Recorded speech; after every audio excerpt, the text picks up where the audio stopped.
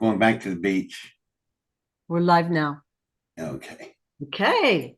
All right, and we can All right. talk afterwards too, because like I said, I Sure. have all day. So it's Sue Greenwald here with Awakened Stories, and I'm honored today to be here with David Adair again. Hey, David, how are you? I'm fine. How you doing?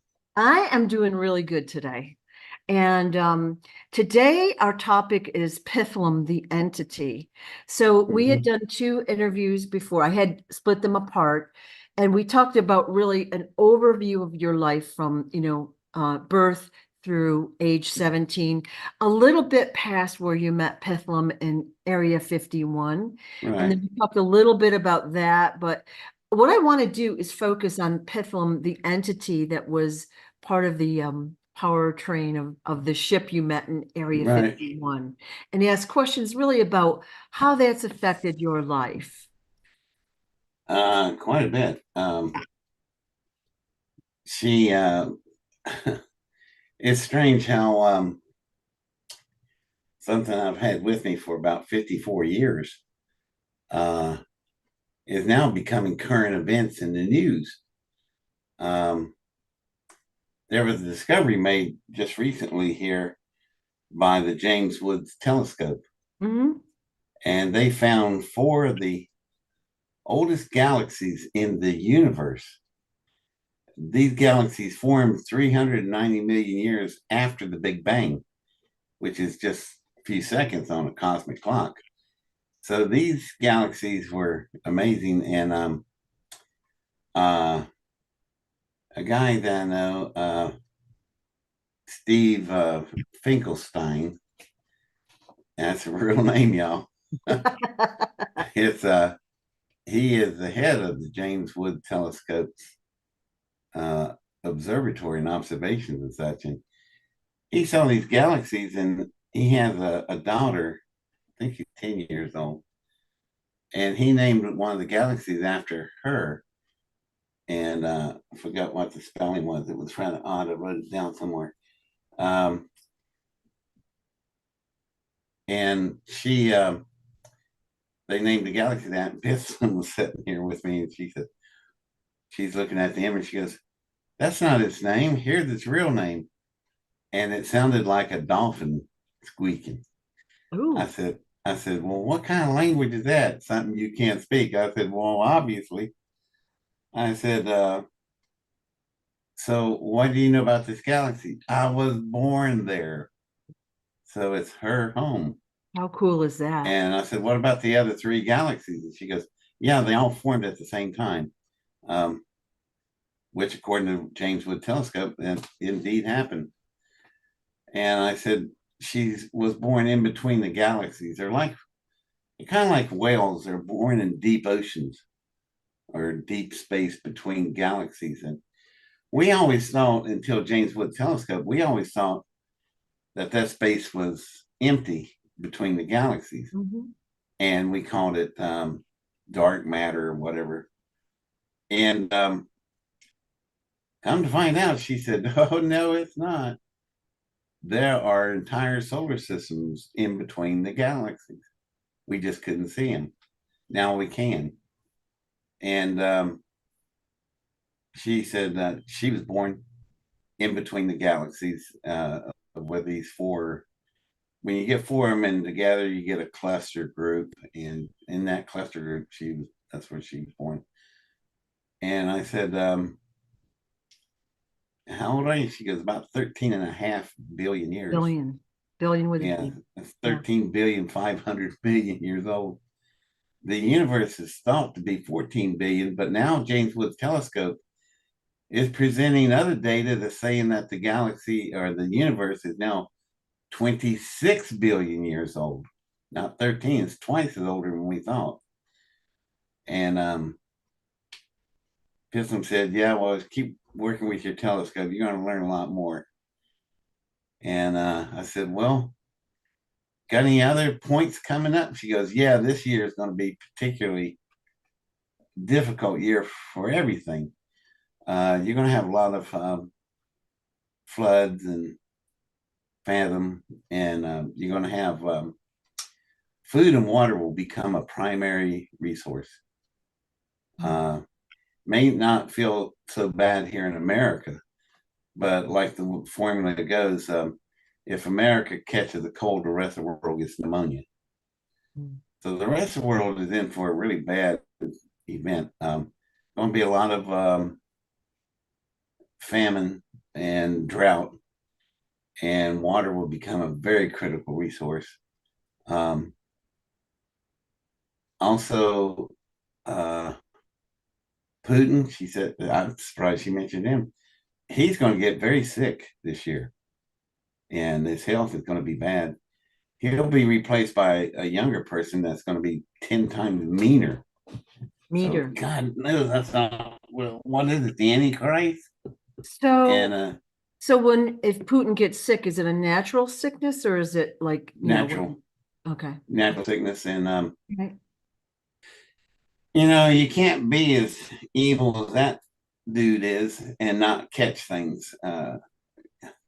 Karma is a pain, but he'll come back and bite him, and it's what's going to happen. And but it's going to leave us with an alternative that's not. It's actually going to be worse.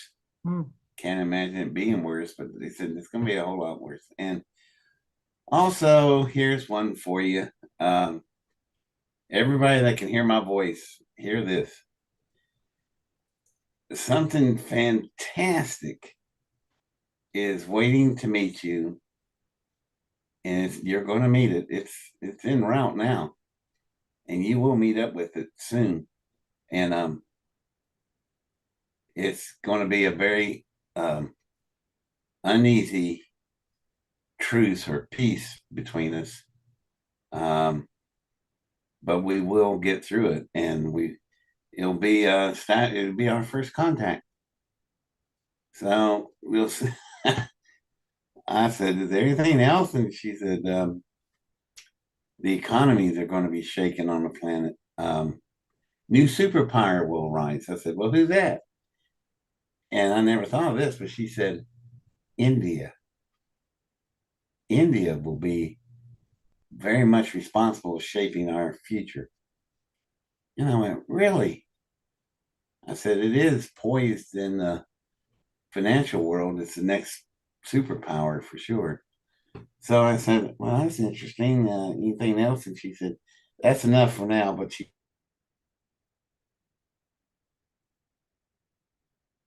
asked She's her still, on a yeah. personal note.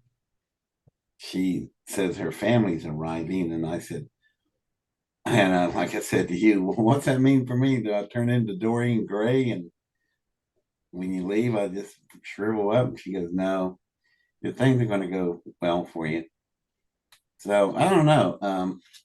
There's an awful lot of stuff occurring. Yeah. A lot of information I'm getting. It's so much. I even have to say, will you be quiet, and just pipe down. Right. Um, but it's amazing over the years the way we have evolved with each other. I guess it's a symbiotic relationship, so we both learn from each other. And How do you hear Pitholem? Like, do you hear a voice in your head? not re- I used to when I was younger. I did. Yeah. Now it's backed up a little bit where it comes in feelings. Um, I loved it when in Star Wars, Han Solo and everybody would say, "I got a bad feeling about this," and Yeah. and you get ready because something's going to happen, and it did in the film. Well, it's like that. I'll be sitting still, or then I'll get a feeling going, "Oh, this is going to be bad," or "This is going to be good." It goes both ways, but communicate through feelings now. Okay. And she said, I said, "I like talking better," but she said, "You've evolved upward. So you can now mentally communicate," and which we do, and I get feelings. Um, and apparently, feelings are a better communicator than voice is. It's more real, it's more instant reactions. And I said, "Wow, that's the first time I ever heard this stuff." And so, yeah, I don't hear voices anymore. I get feelings. And I learned to use these feelings uh, really just as well as it would when I heard something. Right. But yeah, that's how we talked. Right. I wanted to ask some questions about your background. And so we're going to assume for this video that people have watched the previous two, Okay. that they can catch up, and or there's going to be a link to them in the description here. But as a child, were you raised with a religious background at all?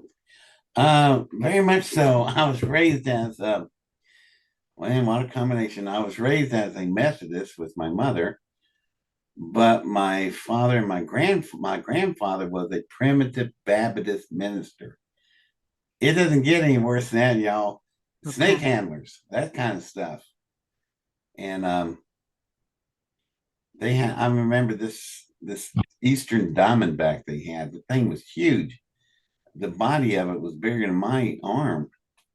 It was just a big rattlesnake, and they put that thing on the floor, and it came at me, and I took a folding chair and I beat that sucker to death. And They were literally handling snakes. yeah, oh yeah, and these people would get bit, and I'm telling you, I don't know whether they milked the damn snakes or the venom was low, but I would see puncture marks in their arms. And those people never swelled up. They never got sick. They never got Wow. red. Wow. I don't know. There's something to be said about all that. Wow. Okay. So you were religious. You did have a strong belief system in God, Oh yeah, source, creator, right. and Jesus, I assume. Yeah. Okay. Well, that's where it gets a little confusing for some people with me, I guess. I I wasn't there when Jesus was around, so I don't know. And the whole thing's based on faith. But I approach religion like I do corporate America. I don't deal with the CEO. That would be Jesus. I go to the chairman of the board. That's where the power is. And that's who I deal with, chairman of the board. So Who is if that? I work with anything on a religious level, I work with God directly. Ah, gotcha. All right. So I even had a T-shirt made, and had some friends look at the T-shirt and goes, "That's remarkable. You've taken a religious statement and made it universal for every religion on the planet." I had a thing made where like property of LA Fitness or property of University of Georgia. You know, it was a property shirt, and I always said it was property of God. So Okay. that's who I belong to. Well, I just wanted to kind of establish that your belief system. And would you consider yourself empathic as a child? So did you have like a knowing about things, say before they happened, or you could take the temperature of a room if you walked in it, that kind of thing? Yeah, there was times it was really uneasy at times. I could tell things that were coming. Um, One thing I did all the time, I'd be driving a car and tell you there's a car coming around the curve and it's in our lane. Yeah. And my parents got to where they would listen to me, and they move out of the road. And sure enough, here comes a speeding car around the curve and it's in our lane. We would have had a head on, but I must have missed 6 or 7 head ons like that. Yeah. All right. So I just knew. And yeah, my mother would keep an eye on me. She said, "Something not right about this child." And I think she was right. So when you integrated with Pitholem, the entity, all right, she told you that she had sent you the dreams where you received the mathematical calculations. Right. So she said that to you. Did she say anything else about the other opportunities that kind of appeared for you that led you to Area 51? Not really. We didn't discuss it much. And I had some before I ever met her.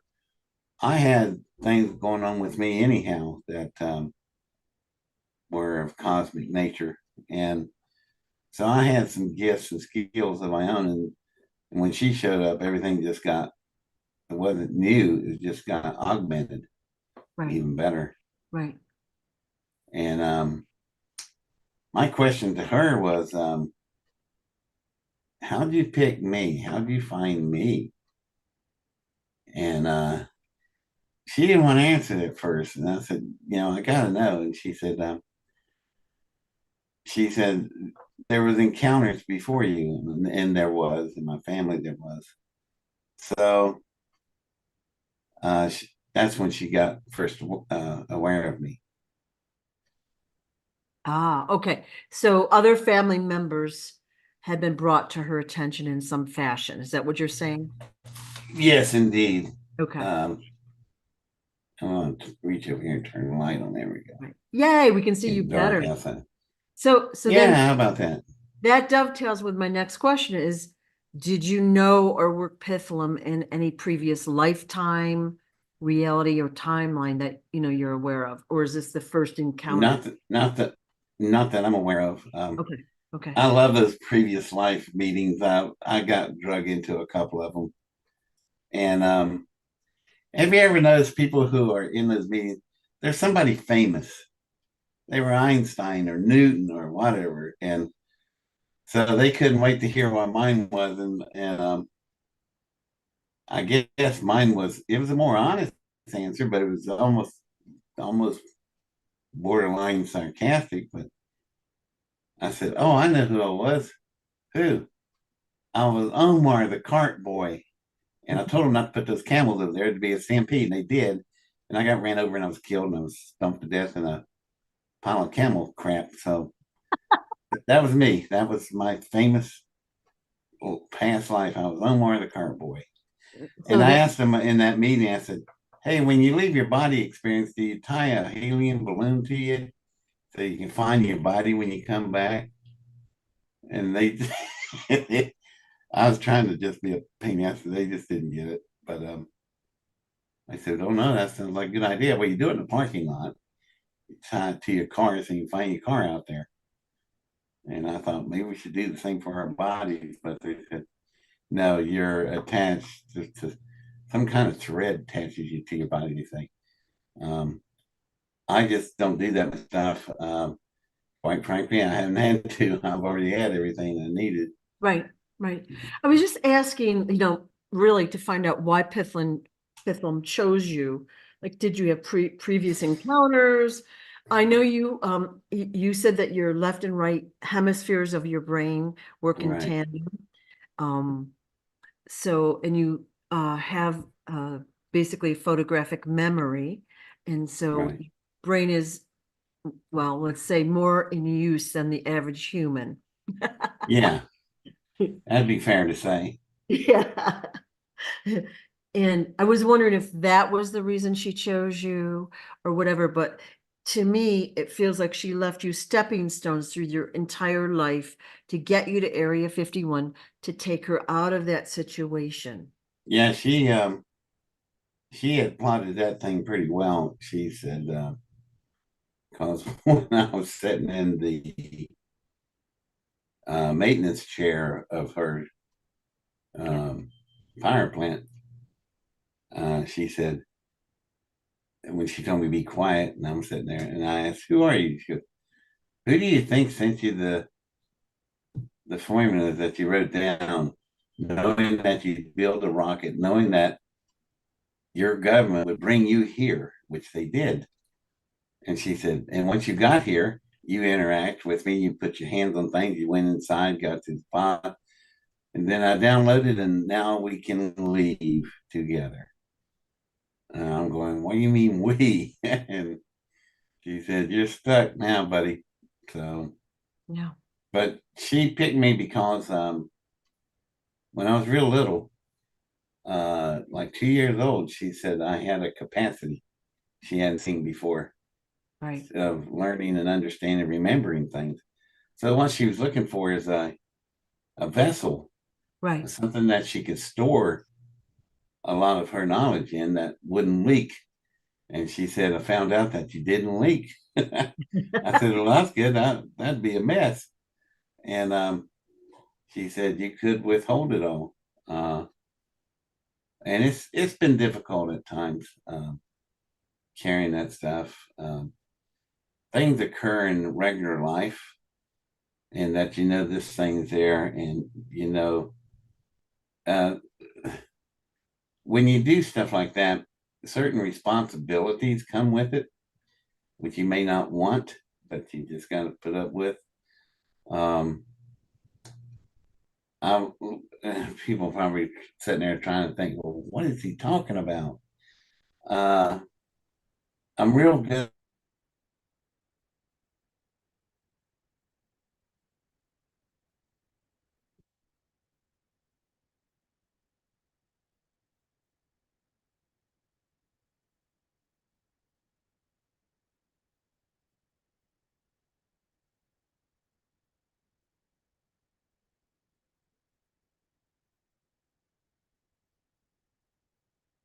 Are you still there?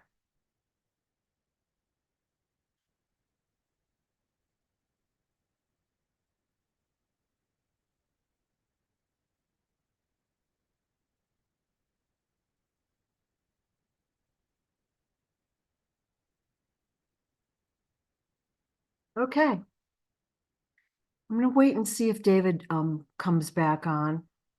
Sorry, you guys.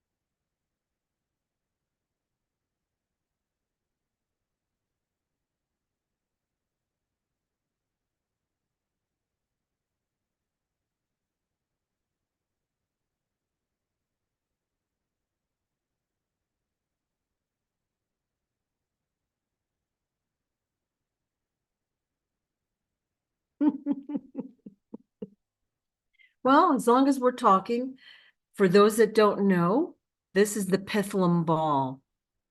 And you can get these at smartiescorner.com. And basically, it's a way for you to communicate telepathically with Pitholem.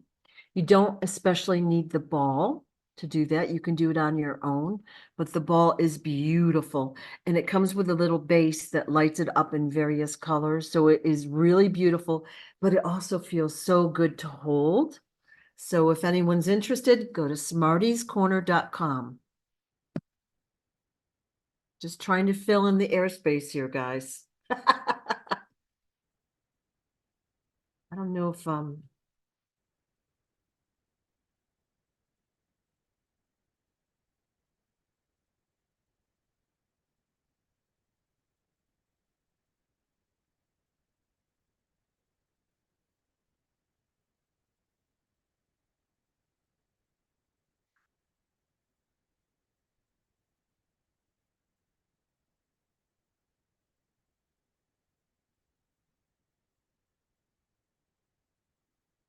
well, that's unfortunate.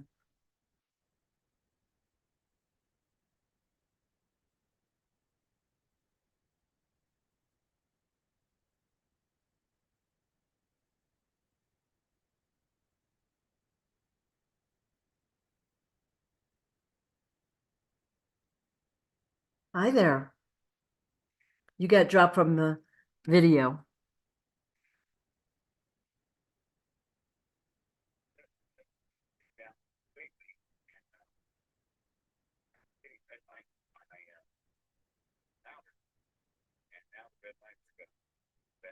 Okay, you should be able to use the same link.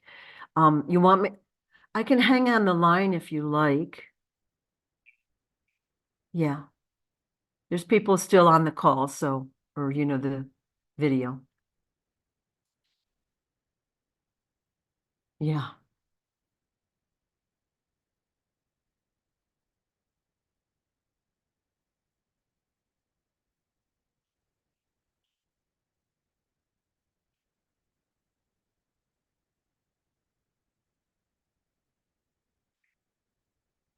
Yeah, they don't really want you telling your story or telling you, they don't want this information out, which is why they're messing with the lines. Um, yeah. So, hopefully you can get right back in and it's nice and smooth now.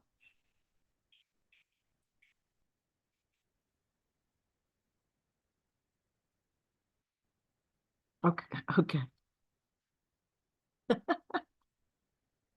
Yeah, we froze up on our end and I could see it happen.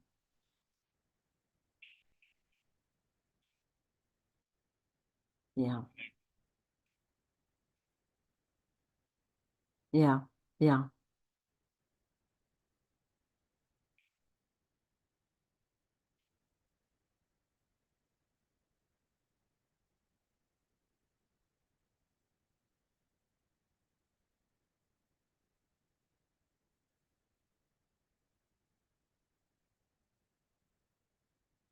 Yeah, it's all going to be fine. It's just people are so curious and so interested about this. Yeah, well, it happens. It happens. So we're all working on the lines right now. Hmm. Well, when they do this kind of stuff, it basically exposes them to, so that they can be scooped up and handled.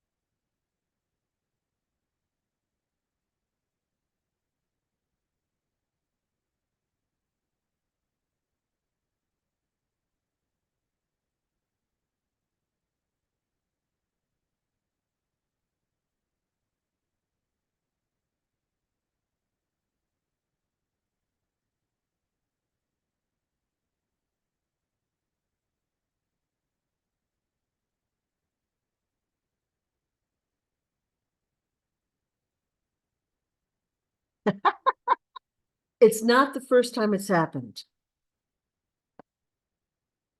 Hmm.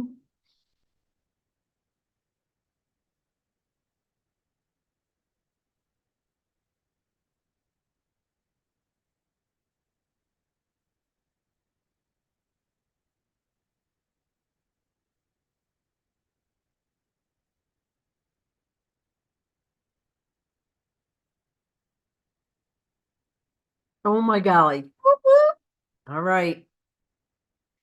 All right. I'm gonna hang up. All right, bye. Ah.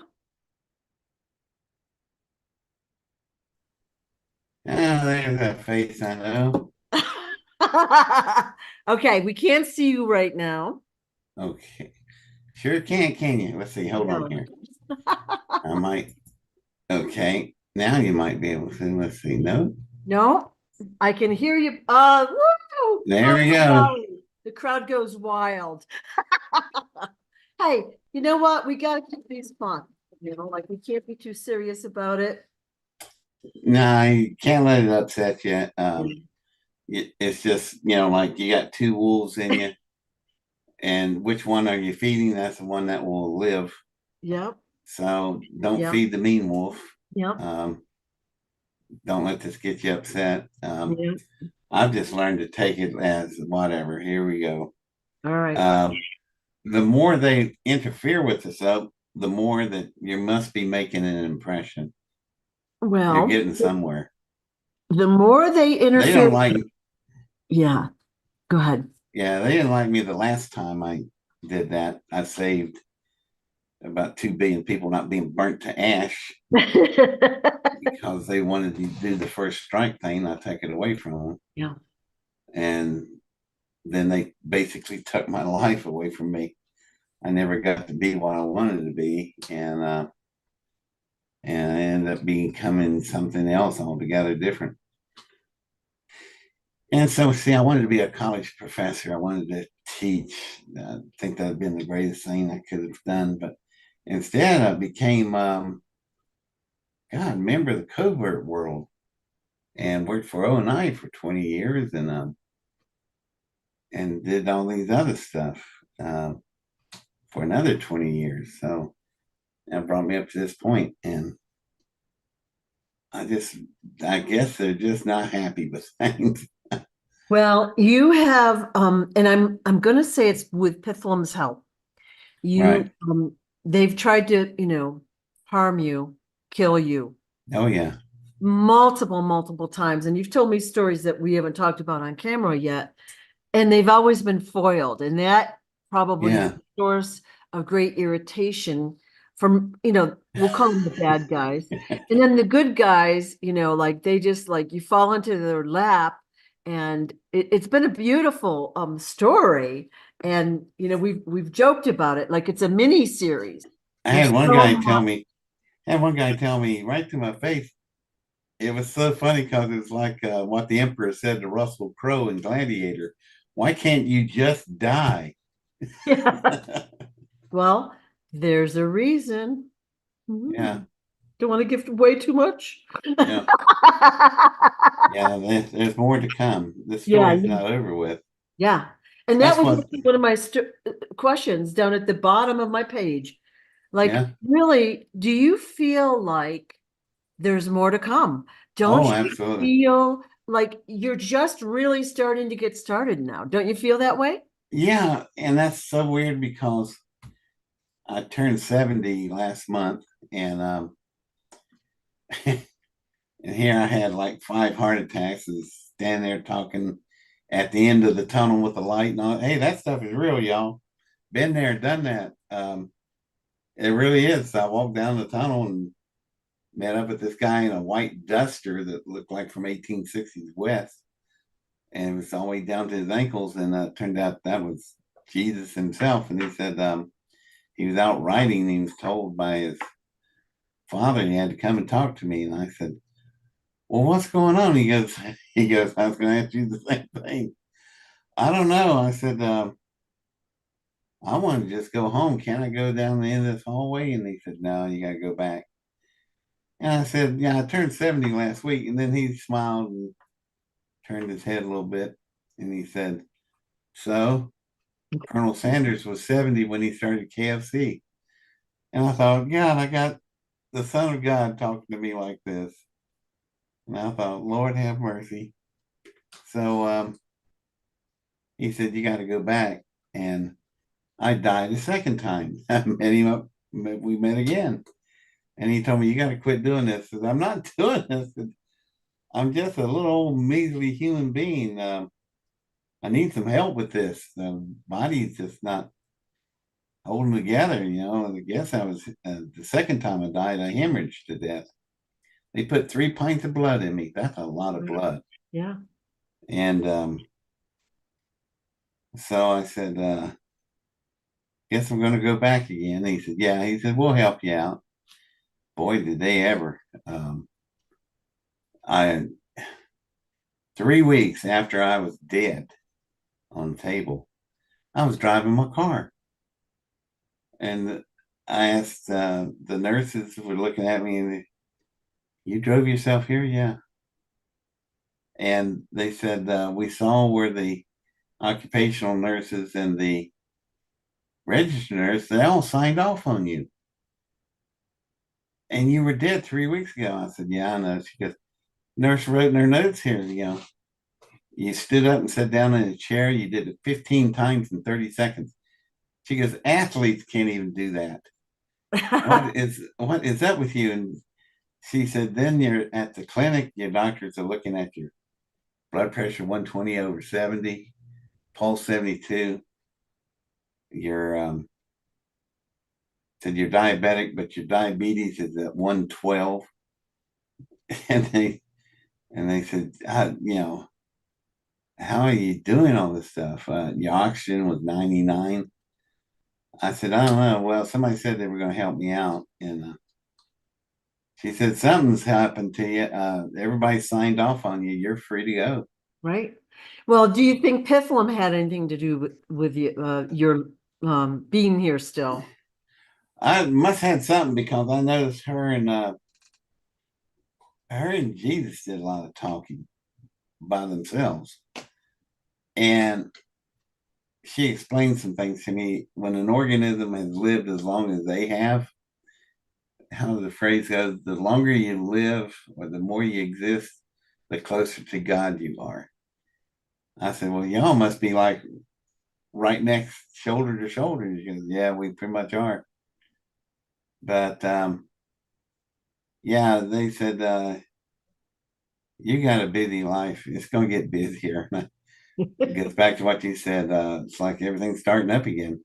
Yeah. I would have thought the world would have forgotten me and my story years ago. God Almighty, I was on Coast to Coast like 25 years ago. And Art Bell had the longest interview in Coast to Coast history with me. It Yeah. was 8 solid hours. And I would have thought the stories would have just eventually evaporated and be gone, but it's not. It wasn't time yet. So I heard your story years ago. Very interesting. I liked you immensely. And went about my business, right? Yeah. And then I heard your story again, and it was like a lightning bolt hitting me. Boom. I literally laid in bed one night. I was in Florida trying to figure out how I was going to get to you to talk with you. Like Mm-hmm. I was like churning, right? And at the same time, King Smarty put a picture of this out on his site. And I'm like, oh my God. So I was somehow picking up on that as he was picking up on it as well. And I think he's talked with Pitholem at length.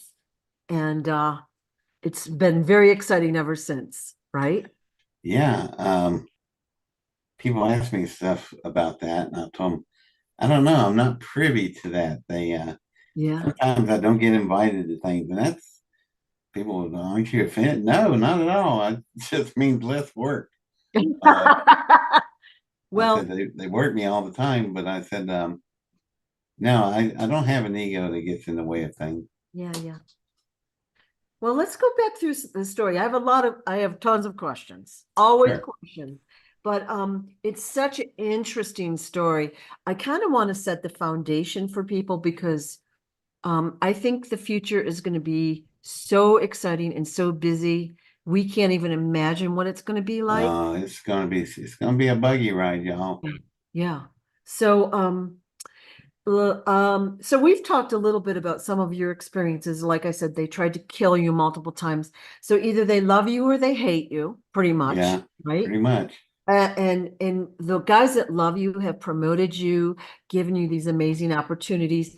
I like to think Pethlum had her hand in that as well. And then I'm the guys sure that she hate has. you haven't been able to kill you, even though they've tried repeatedly. Oh yeah, Yeah. yeah. Um, I'm just like a bad piece of sticky tape. You can't get rid of it. Yeah. And it's not, funny. You've gone through a lot of pain and suffering. I'm not laughing about that at Oh all. yeah, right. But the fact that they have tried and not succeeded is amazing and so exciting. And it so that just gives you a clue. There's a greater purpose that you're not done here yet, you know? Right. So Well, oh, go yeah. ahead. I'm sorry. Well, just to give you an idea how intense it is, been married 5 times. Well, that doesn't sound good. Well, yeah, Hollywood Elizabeth Taylor, and I went, no, 3 of the wives died. The last 2 died back to back in this house. Um, Consequently, I have uh, I've become a person of interest, and they found out it's just natural causes, and but first time was too early, and then 3 died, so it's not that bad. I'm really built for a long haul with relationships, but it's just things are so intense. And my last 2 wives, they got to know Pitholem, and they actually communicated with her, and it was on a humorous level. They the sense of humor of Pithum is astounding. It's brilliant. And I'm good, but I'm not that good. And I guess we need it sometimes because things they does get so intense. Yeah, Um, it definitely gets but into. I'm still here, Yeah. still plugging away. So let's just say Pitholem then is 13.5 billion years old. Let's just say that's the number. Because I'm Okay. actually getting it's more than that, but it doesn't matter. And she crash landed here on Earth because she's Yeah. been shot down. Um, Right. did she tell you how long ago it was that she landed on Earth? It was something like 75 to 100 million years ago. Wow. Um, the reason why is that when they were in some kind of battle, which, like I said, I'm not privy to everything, and that doesn't bother me at all. But but I do get feelings out of it, and there was some kind of battle between light and dark. Uh, Old story, billions of years old, and they were slugging it out there, and they got hit in the side really bad, and it went through the hull of the ship and went through her containment field and caused everything to shut down. Right. And the area she was hit in was what I call the eye of the hurricane. It's shaped like a figure eight sideways, which is infinity. And right where the two circles cross each other is where they got hit. Perfect place to be hit because Right. it will shut down an electromagnetic fusion containment system like they got. It'll shut down in about a picosecond, which is a trillionth of a second. And you want it to shut down that fast because if you don't, well, imagine you're only standing 20, 30 feet away from the sun. So, I mean, there are things running at 50 million degrees centigrade, 10,000 times hotter than the sun. And so it shuts down real fast. Otherwise, the power plant, the ship, and everything would have evaporated. Right. So she takes a hit in the side, and the ship is listing to the, again, I think to her right, and it's going over toward this galaxy, which was a Class M galaxy, spiral nebula galaxy called the Milky Way, ours. And our planet is on the very outward arm of our galaxy. We're right on the outside. So this was the first Class M planet that they rolled up on. So they looked at it and said, yeah, that'll work. So they entered the atmosphere and made preparations to crash landing on the thing. And so she's jettisoned out of the ship, which she is not just the engine, she's a power plant. Um, People don't get that confused with me. I have told people so many times I'm really not a rocket scientist. I'm just using rockets to verify the the theorems that I have on hypothesis. See if this would work. That's all it is. It's just a medium, a vehicle to use. It's not the end game itself.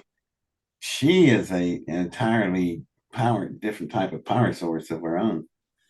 Um, but anyway, she came out of the ship, hit the ocean. It was an ocean at that time, sank to the bottom, settled on the sand. After eons of time, the sand covered her up. She went down deeper. And then eventually the ocean evaporated and it became the Great Basin of Midwest North America continent. So, it took probably 50, 75 million years for that ocean to evaporate. And now she's deep underground and she's in. So these guys come digging through there, digging tunnels for a very large operation, which we know it as Area 51. And they uncovered her. They found her. So she was dug up.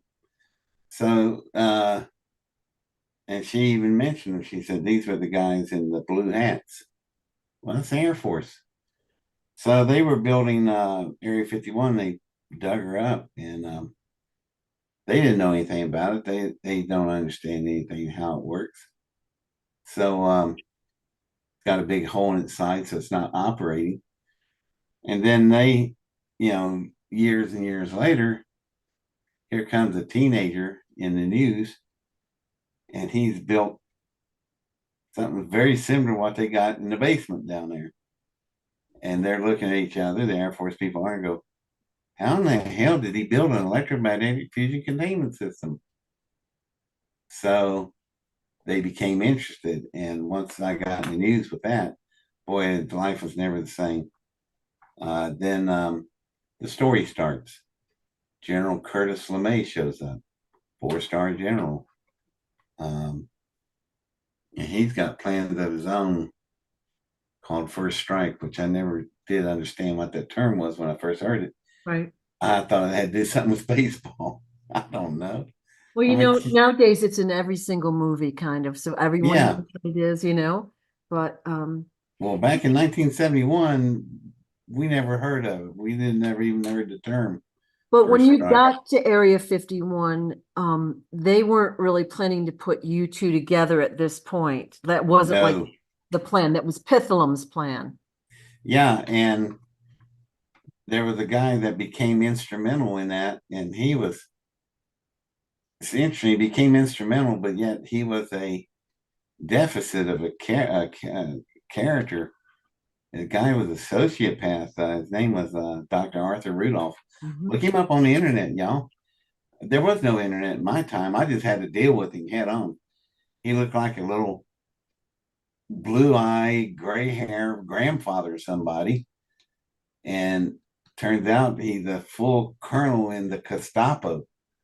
And he had killed 100,000 people personally working at a place called Metalworks, which was the V2 rocket engine plant at Peenemünde. And if you make a mistake on assembly line, he just disembowel you. Oh, And his favorite knife was a thing called a hook bill. You had to see that thing. It's awful looking.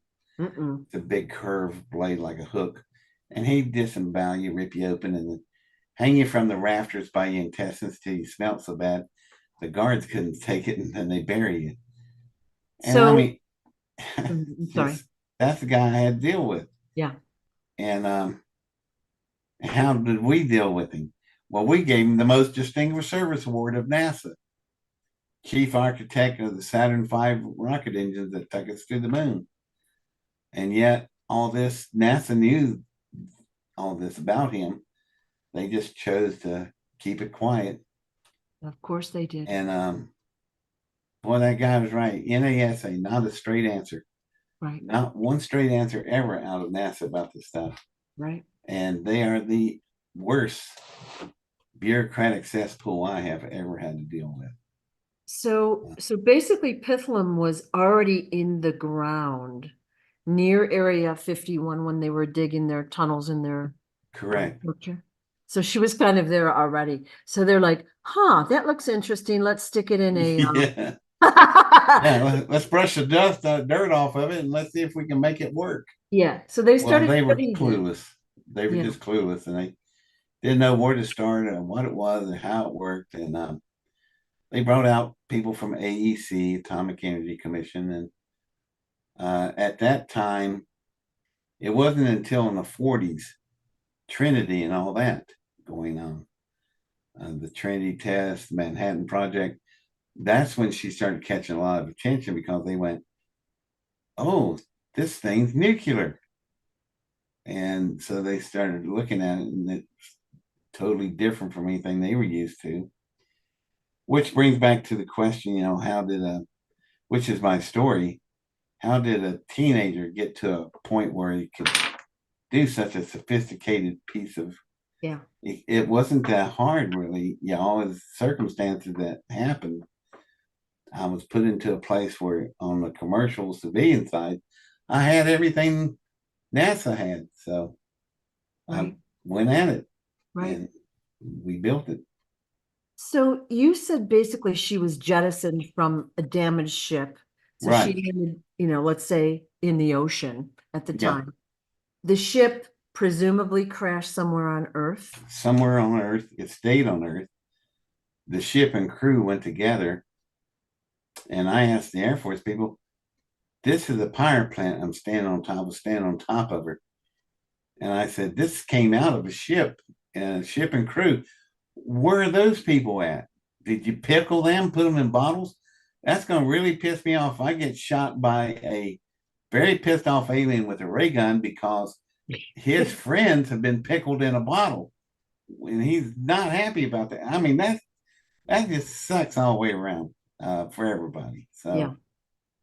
And it sounds funny at first, but it's not if you're being shot at by a very hostile alien. So I don't know what they're going to do about the whole mess, but there's been so many lies, so much stuff. And what they do, I've seen this firsthand working with LeMay. It's a control situation. It's whoever controls the technology controls the knowledge. Whoever controls the knowledge gets the funding. And that's what it's all about. It's about money.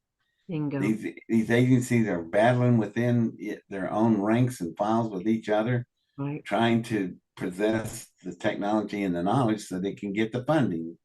Right. And I thought, damn, it's just a sick situation and shouldn't They be use like all the funding for nefarious causes. exactly. And it's that they ain't doing nothing for us. Right. The people don't understand that their money is going for basically evil causes. Yeah. And they said, oh, we're doing it to protect national security. No, you're not. You're not doing a damn thing but filling your pockets. Yes. And you're leaving the people just vulnerable. Yeah. A good example of that was look us up on the internet.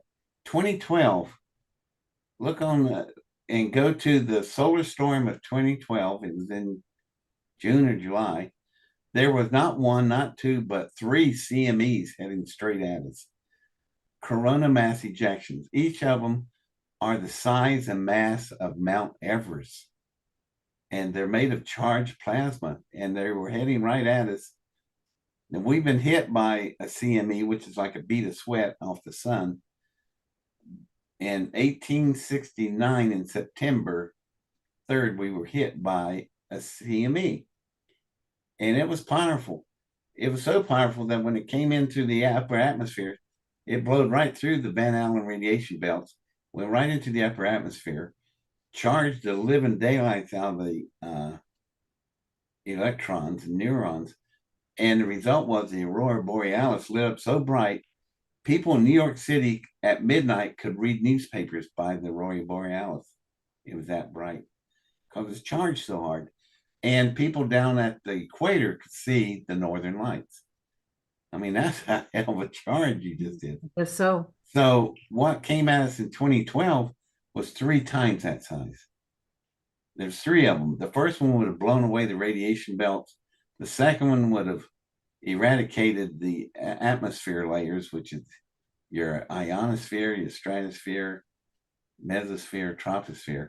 Those were all being gone. Then the third one would come in and would cascade all over the surface of the earth and would have burned us back into the Stone Age. Because where's your electrical power plants or all of your electrical needs? 40 feet in the air. Oh, that's good. Let's put them up on sticks so we can feed it to the CMEs. So the CMEs would just blow away all of that. And I have a friend that only lives about 30 minutes from my house. He wrote a book called 1 Minute Later. And it is god awful. It's about a CME strike, hits the earth. And what happens in the first 60 seconds is absolutely nightmarish. I can imagine. Well, what would happen? Well, all the lights everywhere throughout the house and outside, everywhere would glow real flat, real bright, and flash out just like a bulb when it burns out. You turn on the light, it's gone. Yep. All right, that all happens at the speed of light. Well, that would happen from coast to coast. And then all the gray transformers, the round gray cans hanging on the telephone poles, they're full of oil. And that's so when electricity flows through it, it cools it down. But these things will spike So these transformers with the oil will explode like napalm. And how many transformers have you got? Just step out in your street and count them. Right. They're everywhere. There are millions of them. They all go off at the same time. I think all that's going to be prevented though, so we don't have to It worry. will now, but Yeah, yeah. that's something that I was going to talk to Smarty about. Was I'm the national spokesperson for the Electric Coalition to Save the Grid, and the director of the thing is Glenn Rhodes. This is his card right here. So he had me, get up there and tell the world, hey, y'all, this is some serious stuff. Our entire electric grid is fragile as a butterfly wing right now. So I said, look it up on 2012. Those three CMEs come in. Also, look up where the federal government was that exact moment. They were at Mount Weatherby at an open house with all their families. They're in the bunker. They're going to close the door and say, good luck, adios, close the damn door. And we'd be standing here. Yeah. So back to that guy who's telling me, we're doing it for national security. No, you're not. Yeah. Yeah. You're going to leave us all hanging, standing out here, facing the brunt of everything. Right. And the people don't deserve that. God Almighty. So that's something I'm trying to prevent, and it just pisses them off. Yeah. Well, it's not going to happen. So yeah. I wanted to ask if Pitholem knows where her crew is or her ship went. If she is in. I don't think so. I think they have expired. Oh. The crew didn't live forever, and it's been millions of years, and I asked her, I said, well, they're not members of your society. No, they are like almost like servants. They come in, they work, and they build everything, and but they're not in charge of it. Oh. So it's I said, are they slaves? Oh, no, not slaves. But they help us out. They're bipedal anthropoid, and their fingers look like this. Because that's how you have to take your ring finger and your middle fingers and put them together on the opposite of Spock. Right. And you put it down on the pod that I put my hands on, and they fit identically. So they're bipedal anthropoids with opposing thumbs, and they're able to build all this stuff for them. And they're around too, but they're not. They don't live forever. They're more immortal like we are. Okay. But there's generations of them, and they're smart, and they live on those solar systems that we looked at. Okay. In between the galaxies. I'd like to meet those people. I think they'd be fun to hang with. They're very much similar to bipedal anthropoid carbon-based units like us. They have a designated lifespan of about 100 years, like us. So I think they'd be interesting people to meet up with. But that's not what's coming that you're going to meet. It's something else you're coming. Just it's so tremendous. Oh God, it's gonna be a head full for a lot of people. Okay. But I will tell you this, I knew this woman. She's so cool. Her name was DC Fontana. She was a writer with Gene Roddenberry. She started out as a secretary. Then she started writing. She wrote some of the best episodes there ever was. She wrote Khan. So she has described some entities out there. That's about what you're going to meet up with. And you think our AIs are smart? Wait till you meet this crowd. Lord have mercy. I think there's going to be a lot of interesting stuff coming up soon. It will be. And I don't know why they find this so interesting. I don't find this interesting. I think for a species, we're rather miserable. My God, we're born and we just plop on the ground, and all the other animals get up and run with the herd. We would lay there in our own crap and feces and urine until we starve to death or something comes along and eats us. But yet we will grow up and be the dominant species on the planet. Go figure, man. Yeah. Something's nuts about that. Yeah. All with the opposing thumbs. And the other thing with that baby laying on the ground, it's born with this thing called a moral compass. Now, the moral compass works in every one of us. You may deny it, but it's there and it's working. You just learn to ignore it. That's true. When a little baby, only 1.5, 2 years old, steals a toy from another baby and makes it cry, it knows that's wrong. There's nobody there to teach it. It's got a moral compass inside that says, hey, this is wrong. Give that toy back to that kid. Right. And that separates us from all the animals. The animals don't have that. They just have unconditional love. What do you think? Dog is God spelled backwards. I'm trying to tell you something there, y'all. The only animal on the planet that gives us unconditional love. Beat the crap out of it and it crawls back to you. Yeah. God almighty, I couldn't do that. But it's just, these are things I've learned.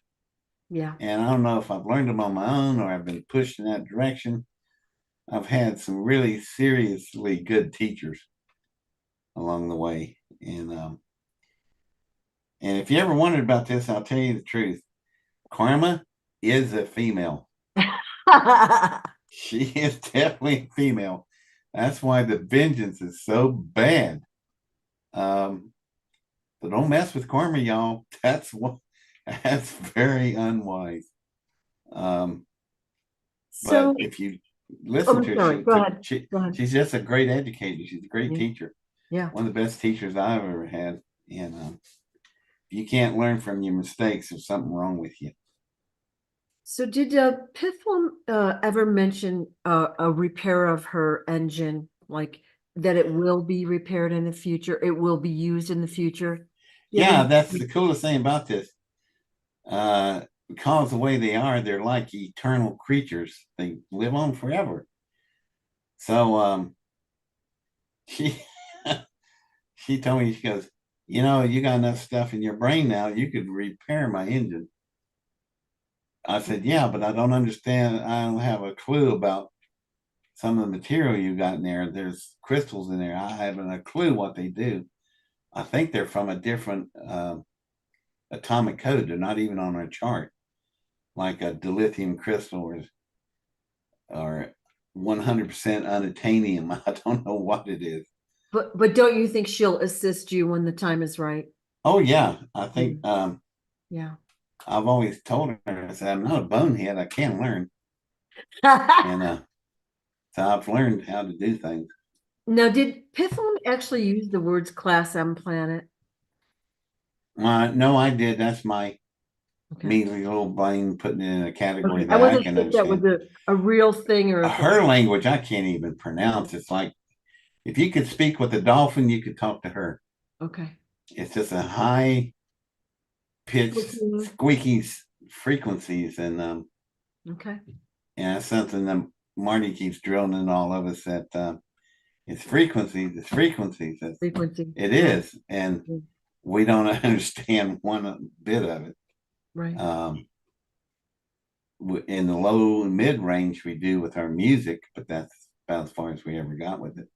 But there's a whole form of communication that goes with it that we don't have a clue. We're just not smart enough. Well, the average human only uses a percentage of their brain, right? So let's say it's 5 or 10%. Who knows?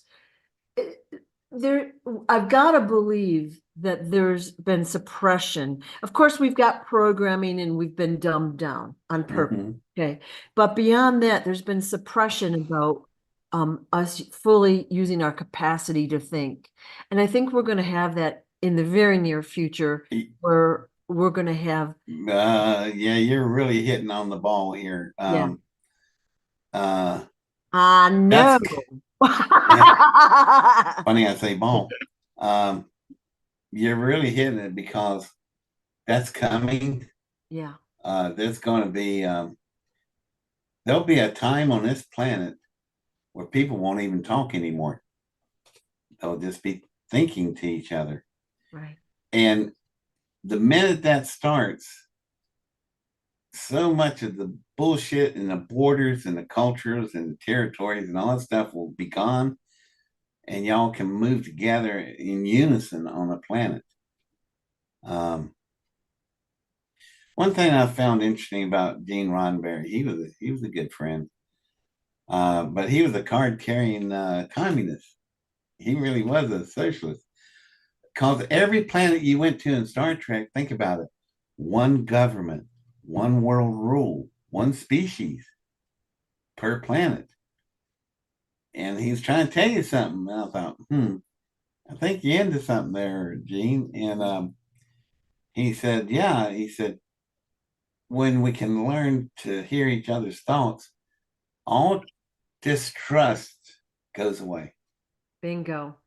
Right. and Yeah. everybody gets along with each other. You can't trick people if they can. Not anymore, not Right. with that going on. And then everybody communicates how they actually feel. And people who have trouble uh, expressing their emotions will be totally understood. Wouldn't that change the world? Totally. So yeah, it's all coming. You know what we were supposed to be? We never got there, not yet. What were we designed to be? If we have replicators and we got transporters, we can move goods and services anywhere on the planet.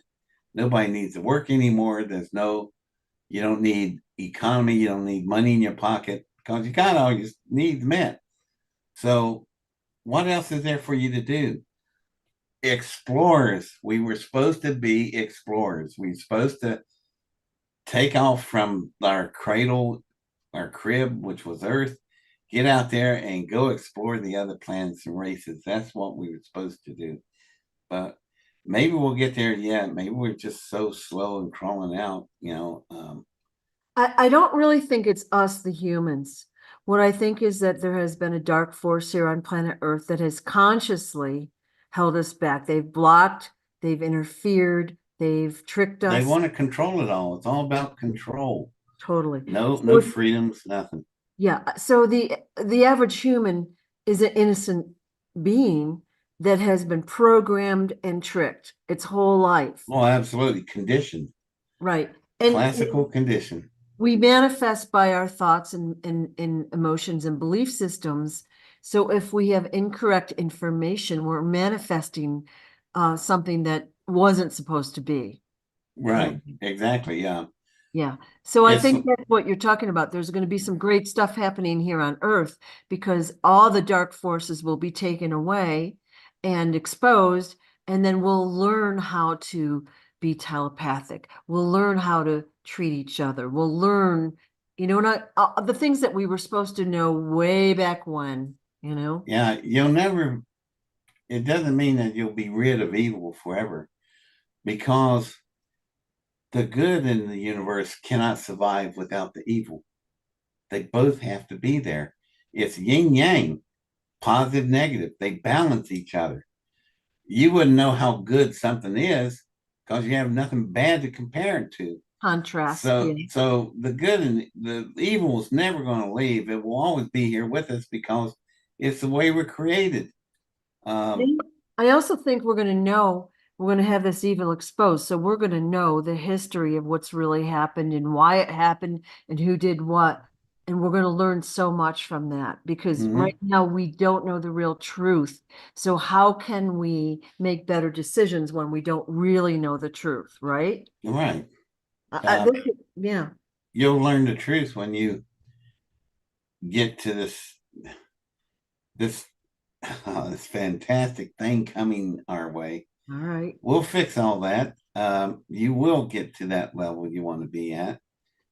Um, fear will be a thing of the past. Want, greed, all that Right. will be in the past. it'll move, it won't be gone. It'll just relocate itself somewhere else. It'll relocate off this world onto another one. And there are probably somewhere, I know there's some worlds out there that are just pure evil. They're going to be a handful when you meet up with them. Yeah. But this world will get cleaned up and evolve into, and it'll be the kind of world that everybody would like for it to be, like a Right. Star Trek world. Right. So let's burn through some of these questions and then we'll go to the big stuff. Sure. I do have I have like a lot of questions there, and we're going through some of them in a circuitous way. But Please. does Pitholem have emotions? Yeah, she yeah, unfortunately I found some that I didn't want to, called Pissed Off. Yeah. Yeah, there is although she controls her aggressive emotions far better than we do. Good, So, because I'd be dead but now. so was when you left Area 51, like was she angry at how she'd been treated? No, not at all. She She was she just let go. She let go of all of it. yeah. She Wow. just she just let go of all the crap that happened, and she felt sorry for the ones that were behind. Because she says, boy, they're gonna have a miserable life. And I Yeah. said, I even asked her, you're not pissed off at it? She goes, no, not at all. She Yeah. goes, I just learned to let go, and you will too. Yeah. And I've been through a lot of crap in my life, and I've learned to let go. Yeah. If I hadn't, it would have eaten me alive, and I never would have been free. I would always been trapped to my negative emotions, but I finally got away from them. Yeah. Yeah. You seem like a very positive and uplifting person. And, that could be part Pitholem as well, but like you've been Yeah, through a lot of potentially negative situations. We'll just leave it that way. And you've come out beautifully. Like, in other words, you're happy, you're yeah, productive, and yeah, you can't, but I was just wondering if, like you said, she kind of works by emotion with you now, if she has yeah. anger in her and if that influences you at all in any way. No, she's very careful about that because it would influence me. Um, because I'm able to understand things better, Yeah. constantly learning. Boy, it just doesn't ever seem to stop. And for what I understand, it never will stop. If it does, Right. you're in trouble. But And I'm constantly learning and expanding, yeah, it's the way we're supposed to be. and I mean, I've done so much of it for so many decades. I thought, well, God, how much more can I go? And then there are moments you'll stop and look at things and you go, the only thing I know is I don't know anything. I Wow. am so damn stupid. And No, it's just pitiful. we're all still learning, which leads me to the next question. Does Pitholem talk with animals or communicate with animals? Is because we've talked about some stories and you've talked about in your More than you think. And she's yeah. a Dr. Doolittle. Yeah. Okay, so She's yes is the answer. absolutely, yeah, big yes. And she talks to all of them, talks to snakes, talks to scorpions, things that are dangerous. And they all, you'd be surprised about some of the snakes. They actually have some very nice feelings. They get a bad rep from us. We kill all snakes, and they're kind of depressed about that, but Oh, they understand it. And they let go of it. They forgive too, and it's just. But yeah, boy, she can really talk. Every time I hear that song, if we could talk to the animals, I think I know somebody does. so she's taught like in your stories, you had the tiger in Vietnam. She Yeah. like soothed him so you could get away from him. And Oh then man. Yeah. and we I'll tell you what, y'all. You ever seen a tiger in real life? Go to the zoo. They are not the size of a house cat. They are friggin' enormous. yeah. The size of a living room sofa.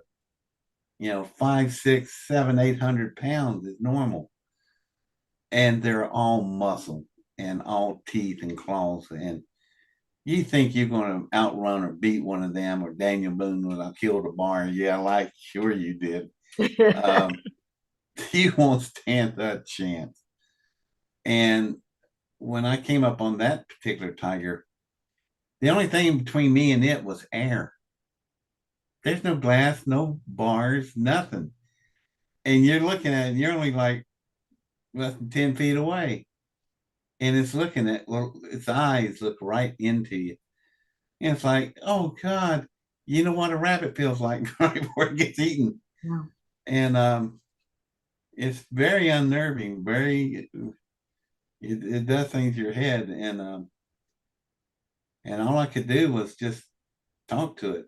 And I did talk just like a person. I said, there are two men running, chasing me. They've got automatic weapons and they will try to kill us both. And I said, they're coming and you got about 5 seconds. They're going to literally drop right here in front of us. And so what do you want to do? I was looking at its face and I was watching its ears. It'd look up and the ears go down flat. Bad news. It looked at me and the ears went straight up. And so I started backing up real slowly. And I thought, I'm going now. So I turned around on the left and I heard the men hit the ground when they came off the cliff. And all I heard was screaming and bones breaking. And you could hear the bones break. It was awful. This, she ate them, both of them. Yeah. So, Yeah. Cats are nothing to be messed with, especially one that's bigger than you. oh my God, this thing was about a 600 or 700 pound Yeah. Belgian tiger just laying there looking at you. And then you had interaction in Washington, D.C. of Oh all God. places with a white rhino. Like you can't make this stuff up No, that is just such a crazy story. And then when I told the story, I was noticing this man and woman are in this crowd of all things Moose Lodge, and they're staring at me. And on their faces was this different look. And I finally said, what? He went, oh my God. I was living in Washington, D.C. at the time. I saw that news report. I saw the photos, the image, and that was you that was standing there. It was all tore up. I was tore up. Yeah. And let me tell you, if a white rhinoceros wants to use you as a mop, you are a mop. Right.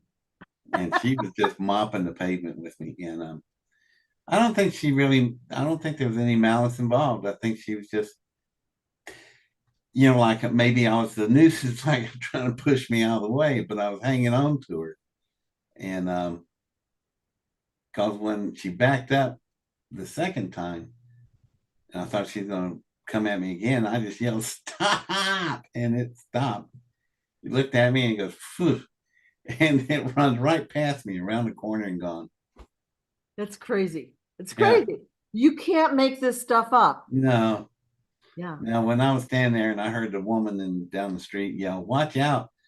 Hell, I thought I was being ran over by a white SUV. It was so big. Yeah. I was hanging on to it. And I'm going, why does this headlight look like an eyeball? Now back up, and it is an eye, and it's looking at me. And I thought, oh my God, it's an animal. Yeah. And powerful. God almighty, powerful. And she went, it was a she, and she ran around the corner and was recaptured. I didn't know that. And I just limped on down to work. I could barely walk. I was just so beat up. I was in dress whites, which was about the worst color you could have had possibly have on. Now there's blood all over, road tar, dirt, grime, everything. And walk in and the admiral's writing at his desk. I'll tell him, I'm Adair reporting to duty. I'll be with you in a minute. And he finally looks up and he goes, what in the hell happened to you? I said, well, I got mugged by a white rhinoceros on Pennsylvania Avenue in front of the White House. And so he just tells me, here, sign this. You signed in. Come back tomorrow at 9 a.m. We'll try this again. And so he's telling Senator Strong Thurmond this story. because he was, I just got through doing a debriefing and sermon. I asked my admiral, he's pointing to me, he said, did somebody drop him on his head? What the hell is he talking about in the debriefing? And I was telling him what happened. Crazy story. Every story I have is crazy like this. Right. And so the admiral tells Senator, let me tell you a story about the first day he showed up at work here. And he said, he came in, he's tore all to pieces. I didn't know what was going on. Says he's mugged by a rhinoceros on Pennsylvania Avenue. So I told him, come back tomorrow. And I was driving home, Senator, thinking, my God, the Navy sent me a madman to work with. What am I going to do with this? And so he said, I got into the house, poured myself a drink, turned on the TV, and a woman came on for a news report and said, today the Washington Zoo was transporting a very rare white rhinoceros, which got loose, mugged a pedestrian on Pennsylvania Avenue, went around the corner, and was recaptured. And the admiral told the senator, I dropped my glass, I dropped my bottle. He said, the man was telling us the honest to God truth. So what we've learned from him, Senator, if Adair ran into here and said, Godzilla's coming down the street stomping on buildings, we're not going to run out and look. We're going to run to the basement as fast as we can. Yep. We have found over the last 20 years with him, the crazier stuff he tells us, the more it checks out. He is some kind of senator. He's a human lightning rod for the weird and unexplained. It hunts him down and strikes him. And you can tell when it's coming because stuff starts happening all around him. And we've gotten so good at it, we can tell. My secretaries caused him to get his name, his handle and aircraft because he flies. And I walked out there and they said, oh, Officer Adair's coming in. He's going to start telling us what happened in his adventures. And when he does, all the papers in this room start whirling in the air like he's a human cyclone. So we put all these weights on all the papers so we can listen to him. And the admiral went, really? So I go out to my plane and painted on the side under the window is my rank, and it says Cyclone Adair. And I thought, oh my God, there's my name, Cyclone. It's so funny. And that's how I got it. Came from the secretaries of Sinclair and Flint. It's just nuts. Just whole life just went like this all the time, continuously. And I got to where it just becomes normal. People would look at me and see some weird stuff happening, and they would, they're going to need therapy. And they're looking at me, what is wrong with you? You act like, I said, it's just every day. This is just normal, typical day at the office. And so, yeah, a lot of close friends been around me long enough. They've seen it happen. Yeah. And they'll tell you, boy, he said, after we saw the movie Forrest Gump, when we see the stuff happening with Adair, we lean over and tell him, run, Forrest, run. Because it's starting and it will take hold. And but he's had, God, some of the adventures and stuff I've had. My God, a lot of the stuff, you think the missions were interesting. It was all the crap going on before and after the missions that really got interesting. And it's just, what a life. Did Pitholem ever take over your body or your voice? No, never. There's a reason for that. She's a big stickler on free will. So she doesn't want to interfere with my free will. And I always have free choice about everything. And she'll even ask me, what do you want to do? Normally it's whatever she wants to do because she's smarter than I am. Yeah.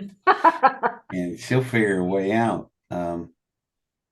But yeah, no, she won't do that. And she's never done anything that embarrassed me with the public. I asked her that because I get up and do talks.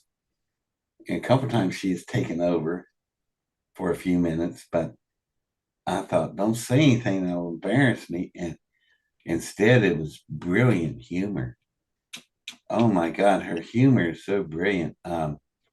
It's like Alan Alda, uh, what's his name, Hawkeye. It's just rapid fire.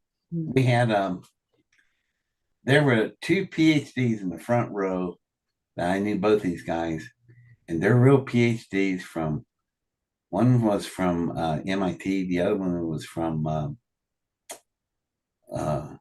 Great Western University, both PhDs. And I looked down at them, and she was going at it, and she went, "Looky here, dual PhDs. We have a paradox." And I'm sitting there, I went, "That's brilliant." Yeah. Paradox. And then the woman next to the paradox was laughing so hard she ran out of air. She was totally red, couldn't get any air. And I jumped off the stage and I looked at her and said, "You ran out of air." And she's shaking her head, "Yes." "You're going to die." She's laughing and shaking her head. "Yes." I said, "Go ahead and die. I got Daniel Brinkley outside. We'll have you back in time for lunch." And stuff like that. I had no idea I was going to say that, but brilliant humor. She just she has a lot of fun with me at times. Did she tell you that they tried to kill her last week? I was feeling bad, and she asked me if I was okay. I said, "I don't know. I think I'm just depressed. There's something not right. You okay?" And she goes, "Yeah, I will be." And so the answer is no. I wasn't aware of it, but I do get feelings though. I think it was Friday. And of course, I didn't know anything about it, but Smarty put a post out and then I asked him about it. Let's just say it was Friday of last week. It might have, pretty sure it was. And Okay. he said that they were trying to dump acid on her. And Well, that'd be upsetting because in order to do that, you'd have to dump it on me because yeah. she's inside. And Well, they, officially don't know that, but they wanted to destroy the ship, if you will, or her part of it. And they were trying to pour acid on her. And of course, Marty and his crew intervened, and 5 of them didn't make it out of there. So I don't know if you can confirm that. I really can't. I don't know. Right. I was There's just a curiosity question because but I was depressed Friday. yeah. And normally if I get depressed, something bad's happening somewhere. Yeah. I'm just not told about it, but I get the feelings of it. Yeah. And I've had remember I said earlier I had a very difficult last few weeks here. Yeah. That was one of them. Yeah. Yeah.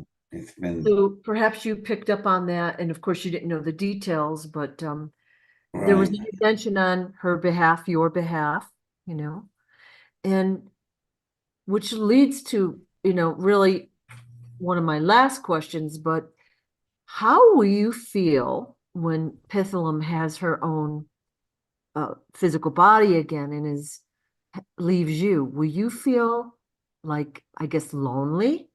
Oh yeah, I've been worrying about this. Yeah. I have I asked her about that. I said, "I'm going to have a hole the size of the Grand Canyon in me if you leave." I mean, I've grew 54 years of me around you, and now it's gone. Right. I said, and she had the most interesting answer. She said, "You always wanted to be married to somebody, and they asked you how long you've been married. You would like to have said 55, 60 years, which I would. I'm just a long run person. And I never got there because everybody died. Not funny, but it is funny, Yeah, Yeah, if the guys lived long enough, I would have still been there. Yeah, yeah. If nobody died, I'd be back with the original third wife. Um, I would never left. But anyway, yeah, I asked her, I said, how lonely am I going to be? She goes, not at all. She goes, we're going to make arrangements for that. And I have no idea what that meant, but Yeah, she's already thinking about it because yeah. she said, yeah, you're going to feel the, how she put it, I'm going to feel the north wind blow through me. And I'm like, oh God, I don't want that. And North she said, wind? yeah, it'd be very cold, cold and lonely. Oh, okay. And I went, okay, I don't need to feel that. Um, you know, somebody I became good friends with, the name dropping thing, but Michael Jackson, of all people. And it's long, it's a long story how we met, but his sister liked me, Janet. And, but there was a lyric in one of his songs, Stranger in Moscow. And it said, how does it feel when you're cold and lonely inside? Hmm. And he picked up on that, I think, from me. Smarty says you're both going to be fine. Don't worry about it. Different kind of song. It's not a normal Michael Jackson song. And I think I might have had some influence with that because he was asking me what was it like in Moscow. If you're O and I and you're in Moscow, that's very dangerous. In the 60s, oh God, the Cold War was red hot. You could got a bullet put through your head in an instant.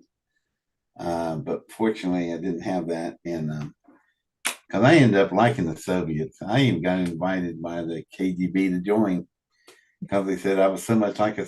They said you're a Soviet at heart, and I liked the way they handled the Iran situation when they took our embassy over. Now, this is a little details you might not pick up on the internet, but if you research it, you'll find it. They held the Soviet embassy for 2 days. That was it. Let go. Why? Because uh, I Ivor he went to work and he had a pair of pruning shears. Ooh. And what he did, he grabbed the the relatives of the college students holding our people hostage, or holding the Russian embassy hostage. He started milling back grandma's fingers and ears and stuff. And guess what? After they couple mailings, they let everybody go. And then he gave me the shears. I still got them. And he said, you use them, David. You know what to do with it. I said, I can. I'll be arrested if I did that. I said, but I sure admire the way you handle it. And our people were held for what, 479 days or something stupid thing. Here, they only had the Soviet people for 2 days and they let them go. Yeah. He They said, don't mess around, do they? they don't. No, they don't. I admire that about them. Yeah. Um, but they can be over hard at times. Like Yeah. when they shot that Korean airliner down on straight in their territory. It didn't threaten them, but they blew it away. And that's when it's too much. But I do like the directness. I think go better than we do. Yeah. Would you say space is different than what we've been taught? Absolutely. It's nothing what you expect it to be. Yeah. Um, it's huge, it's fast. You got that part right. But extremely unforgiving area. If you make a mistake, it's 250 degrees below zero, total vacuum, 250 degrees above, in between the terminator, which is the line between light and dark. So on this side is 250 degrees. On the other side is 250 degrees below zero. 500 degrees difference, total vacuum, very hostile environment. I've talked with Smarty about this, and this is what he says. We can breathe in space without spacesuits. We don't, you know how they show us either imploding or Right. Well, freezing. you got to be something other than a bipedal anthropoid because you won't make it. Yeah, he You said, might be a spirit or something. You could certainly do that. I don't know. He says that you can do it and breathe out there, that we can breathe underwater. We can do all sorts of things that we don't know that we can do. In Yeah, I don't know of anybody that can breathe in a vacuum. oh, right. It'll be interesting to find out, right? Yeah. What incredible superpowers you'd have. Mm. As for me, if I'm underwater, I'm gonna have a snorkel, aquaman. If I'm in space, I need a space suit. Um, I haven't learned to do that yet, not from Yeah, Pitholem or but anybody. maybe in a couple months. You never know. You never know what's Well, gonna. that's true. That's one thing I have learned is that what the way you see things and think things are, hell, and a month later could be completely opposite. You Yeah, just don't know. I know. I know. And I've learned not. The only thing like I said, the only thing I've learned is I know nothing at all. Right. Well, again, part of it's because we've been taught nothing. Our programming is space is cold, space is empty, space is this, space is that. And so, we don't know what the real truth is yet. No, um, we really don't. It's as far as the average human being, we live in a bubble. Yeah. We don't know what's for real or not real out there. Smarty says we will have what's called, supernatural powers. We will do things that we see in the movies and that the superheroes do. And we can do that naturally. We just don't have the belief system, or we don't you know what I mean? We don't have it yet, but we will. Uh, might be a lot of truth to that. There's things coming Yeah. for us as a race that's going to change absolutely everything. Yeah. Yeah. Um, and when you increase your friends, the loop of friends you have, when you increase it to another galactic setting, then all kinds of things become possible. That's true. And we're very confined by our senses and our 3D reality with all the forces that's involved. Yep. You bomb detonates, you get blowed up with it.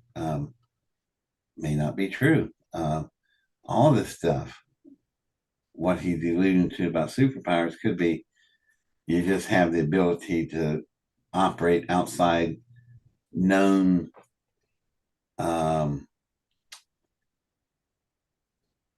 the classical physics doesn't apply to you anymore. Known parameters, because of Yeah, course we've been taught incorrectly. right.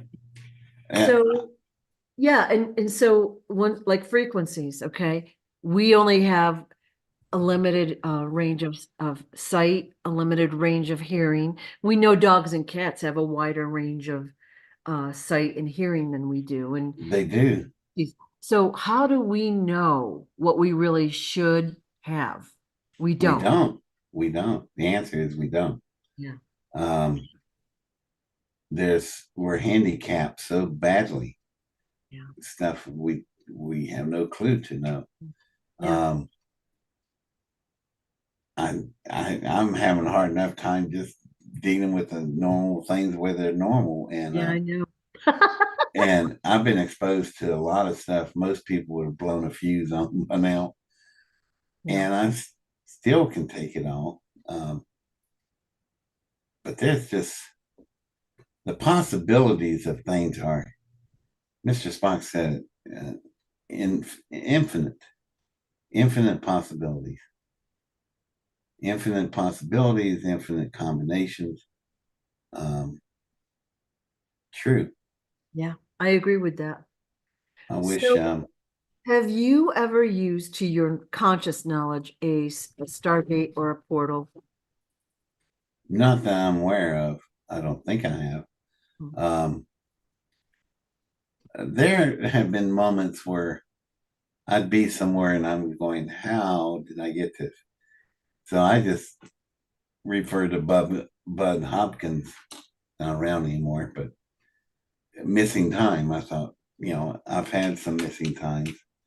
And I think that's because I've had direct interaction with some super, abilities of some other technologies. And the result was missing time. How did I get to where I'm at? Wait a minute. So I go back, I default to something that Pithum taught me long ago. She says, set a default button on letting go. The default back to, I'll just let it go and not worry about it. Yeah, I guess. And I do that all the time. I have to, I'd go crazy. But the result is I'm fairly normal and stable Totally. because I let go. Doing videos like these help us, the regular people, let's call it, expand our consciousness and understanding. Like, Yeah. you're telling the story, and it allows to a larger thought process or a more expansive thought process, and it helps many. It ripples out from what we're doing, so it's Yeah. very important. And I appreciate, you telling us. I know sometimes it's not always easy to talk about, but so fascinating for sure. Yeah. So have you ever interacted with we're going to say non-cloaked extraterrestrial species? I know you've worked with those that have been cloaked, because those are what we'll call the bad guys in the story. Well, I got into a fight one time in the kitchen with a reptilian that was in reptilian form. It's like a lizard. Well, that definitely qualifies for this. Yeah, guess what? They don't do well when hot oil hits them. Oh, when was this about? This was long time ago. God, 20 years ago, I guess. And this thing was just mean, and it had locked onto this female and was just stalking and dominating her. And she had come over to visit. I was in the kitchen. That thing decided it wanted to remove me, and it found out that I could fight back. Ooh. Man, Pithum told me to grab that hot oil and throw it on him, see what happens, because he has transformed into 3D reality, which means he's now vulnerable to all the other stuff. Newtonian physics takes over. Boiling oil is going to burn the hell out of your skin, especially a reptile, because they're cold blooded. They feel the temperatures more. He felt that damn thing, and it burnt him up. Yeah. He never came back. And he let go of the Where girl. was this? Like, what country or state or whatever? This was in California. Okay. I was in my apartment, and it was on the third floor. And it was just first time I ever had an encounter with something that was I have ran into other alien entities before, but not in a 3D form where we could actually physically grab hold of each other. Yeah. And boy, that thing was tough. It was strong. Yeah. It looked like from Star Trek, a Gorn. Yeah. And I thought, man, that's all the hell I needed, a Gorn in the kitchen. Yeah. But you know what? Gorns can't take hot grease. Really Well, can't. where do you think they're getting all these Star Trek stories, I wonder? You know, I You're talked friends with to, Gene Roddenberry too, so did you ever well, ask? I was a friend of Gene, and something Yeah. we both agreed on that I said, you guys have such a variety of aliens out there. When we meet our first contact, it's going to look like it came from Star Trek because they've hit it so close so many times. And Gene started laughing. He said, yeah, I think you're right on that. It's probably going to look something very similar, something we can relate to. Although I did a program on alien entities, and depending on the world they're from, they could easily not be anything we can relate to, like a massive jelly laying on the ground, or a cloud. It could be all kinds of things. We just don't know. because we don't have anything to interrelate with it. We have a tendency to make everything three-dimensional, solid, because that's the way we perceive things. Right. But in reality, in that world, you're going to meet things that just don't even register on your dials. You know, Well, there's a lot of, like, we'll call them invisible yeah. things, around us all the time anyway. Interdimensional would be another one. Interdimensional is a good way to say it. They Yeah. would not show up on anything of ours Mm. because we're trying to pigeonhole it into our dimensional findings, Yeah. and they won't register. Yeah. But that doesn't mean they're not there. Yeah. We find that to be true about a lot of things. You can't see radiation, but that doesn't mean it's not there. Right. You can detect it with certain instruments, but you can't see it, smell it, taste it, or feel it. But it will melt your organs and your bones in a matter of hours. So that's something you have to be aware of. Just because you can't read it on your instruments doesn't mean it's not there. You can feel the wind, but you can't see it. Right. You can see trees bending to its power, but you can't see it or smell it or taste it. But it's there. I'm assuming you've seen a lot of, like, unusual things that were probably, we'll call them extraterrestrials, interdimensional, whatever you want to call it. Mm-hmm. And you saw the physical reptilian one, but you didn't see probably a lot of them that have been around as well. And a lot of them, of course, have been cloaked, like Mr. Rudolph, cloaked. Well, I tell you what, though, if he was cloaked, he was poking through his cloak because his attitude, his Yeah. mannerism, the way he would think and do things were just monsters. Yeah. Yeah. For any human to do that, like you said, in the factory or whatever, to kill somebody and leave the body there, like, that's pretty Demonic. yeah. And It's more than human. yeah, so he took great delight in killing, but he He was did. killing And other that was people. the other weird, strange or frightening thing. Yeah. He was he laughed when people were in misery or being killed, and it was funny to him. And that's a sociopath. Yeah. And But you can feel the energy, like you can feel the dark entities, you can feel the light entities. yeah, Sometimes you're just like in awe of, you're just so excited to be around them. The dark ones obviously are scary and nasty. Who wants to be around that? well, here's some that you're gonna find interesting. You know, the lie detector tests that they use on Jerry Springer and Maury and all that. I brought that to television. Yes. Now, how did that happen? Well, let's go back to about year 2000, and I was on the Queen Latifah show, and the Israelis had brought me this software package called Truster, sitting over here on the shelf, and you download it in something like a Palm Pilot. You're standing at the border, and somebody pulls in. You ask them, "Oh, are you on vacation?" Yes, and you're recording their voice. Are you enjoying it? Yes. And what you're doing, you're getting a baseline of what their voice print is. Then you go, why are you coming to Israel? Who are you going to see? Da, da, da, da. And then you start getting all this inflection, so you know there's something's up. Well, anyway, trust your work. And it's better than a lie detector because if a person didn't know something, it would say unsure. Lie detectors can't do that. It's yes or no. That's it. Now, this thing could interpret, oh, this person's unsure. How's it doing that? Algorithms Is determine. that, is it something you invented? No, it's something the Mossad invented. Oh, okay, okay. With the Israeli CIA. So anyway, I showed it to the producers at King World, which own Queen Latifah and all these other shows. And we called up a friend of theirs that was in bed, and we asked them questions.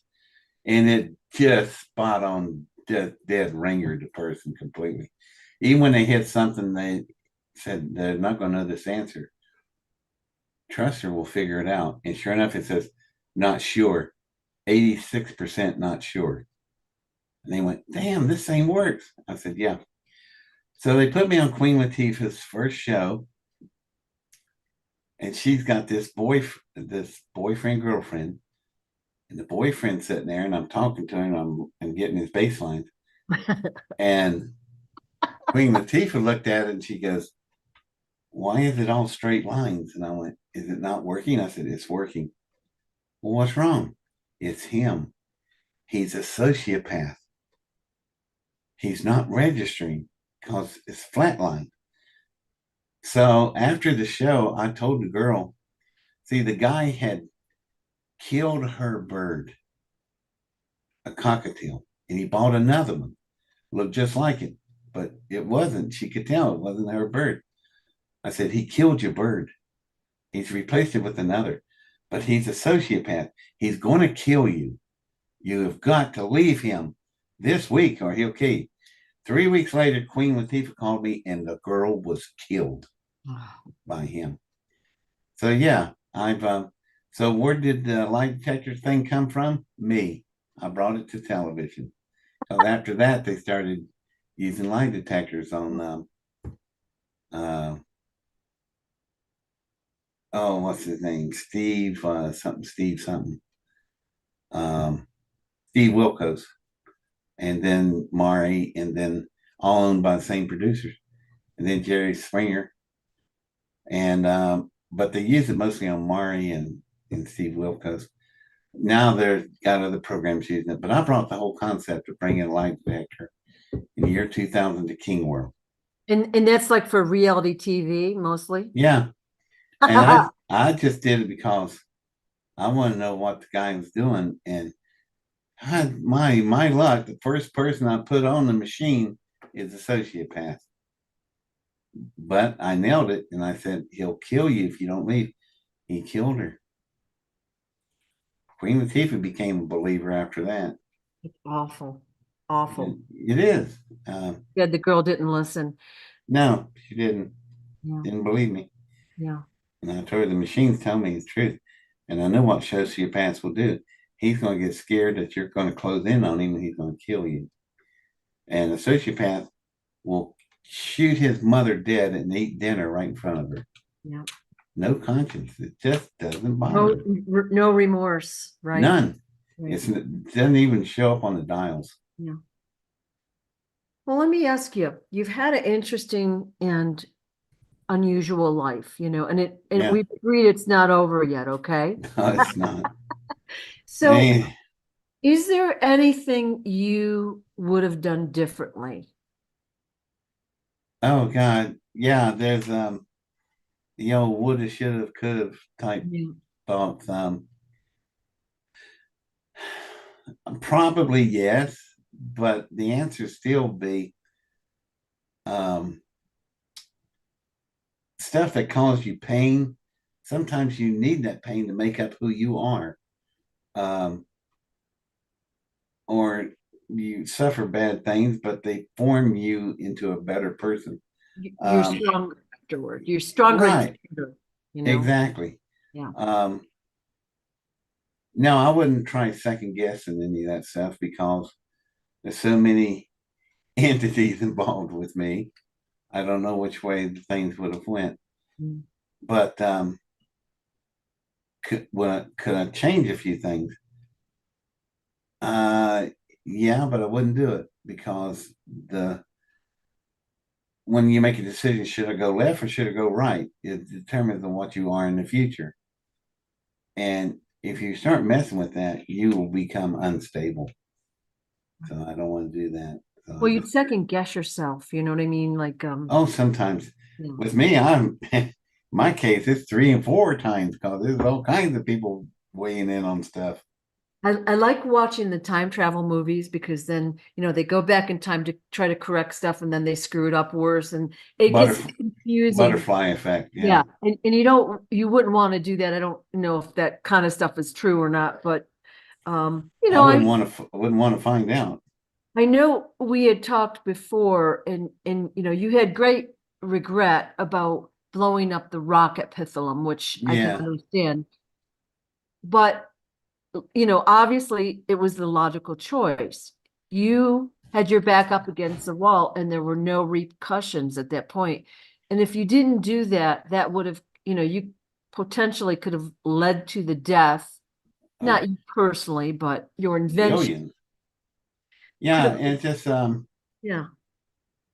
if I had made choices, I could have made myself an awful lot of money, set myself up forever, and been a one percenter by now. But I didn't come here to do all that. I just Right. came here to try to make things better. But yeah, I do regret things. Yeah, I regret I had to take Pithum out, Yeah. my engine, because it would have given you all Star Trek Yeah. type world. Well, it And would be a different and leadership, different, a situation that might not have been the case. But even your subsequent inventions, a lot of them were basically uh, you weren't allowed to proceed with them because they would have helped people. there's a lot of them you don't even know about. The first three machines I built, what happened to them? The first one was blown up, Pithum. The second one was cut up, and he told you about that one. Mm-mm. Third one was stolen. And after that, I had decided I quit, and I did not build another machine since. Mm. I could have built stuff that would have just rocked this planet, but I chose not to because it just seems like it wasn't the right time. I was born out of sequence. Right. I shouldn't have been here. That- Um, yeah. I don't know. That's why I was saying, I think this whole thing, it's a timing thing for Yeah. this point in history right now. Like, um, the story of Pitholem's getting out there. Your life story is out there. You have interacted with King Smarty, and Hmm. now you said that there's something pretty exciting coming down the road for us. Oh, there is. Oh God, y'all not gonna believe what's coming. And if you think my story is hard to believe, wait till y'all have one of your own, which you're about to. Okay. And it's going to be fantastic. Um, it's going to be good. There's going to be some scary moments, and there'll be learning experiences on both sides. But from that, you'll end up being in the whole a much better person. Um, Can you tell us more than that, or it's just going to be a good thing? all you need to know. It's a good thing, and it's coming, and it's going to happen. It's absolutely going to happen. Okay. And I know people have been sitting here waiting for decades, but I have a friend that's been waiting for millions of years. And finally, their family getting to us. And I made a sarcastic remark to her. Boy, she slapped my ass. I told her, I said, wow, took what, 40, 50 million years, 70 million years for your family to get here? I said, it was not exactly fast, was it? And she said, here comes the slap. She goes, David, not everybody in the universe runs on a Julius Caesar calendar. Whoa, buddy, did that do it? And every organism in the universe runs on a chronological timeline, linear, Mm-mm. 16, 17, 18, 19. She said most beings in the universe hear that and they go, that's a lie. There's nothing that lives like that. It's the only way we live on a linear chronological timeline. And that's the only way we know how to live. That's right. And it may be we're the only things in the universe that does that, which is why they find us so interesting Hmm. because nothing else lives like that. They didn't even think it could live like that. Well, what do you mean the others doing? They live past, future, and present all at once, all the time.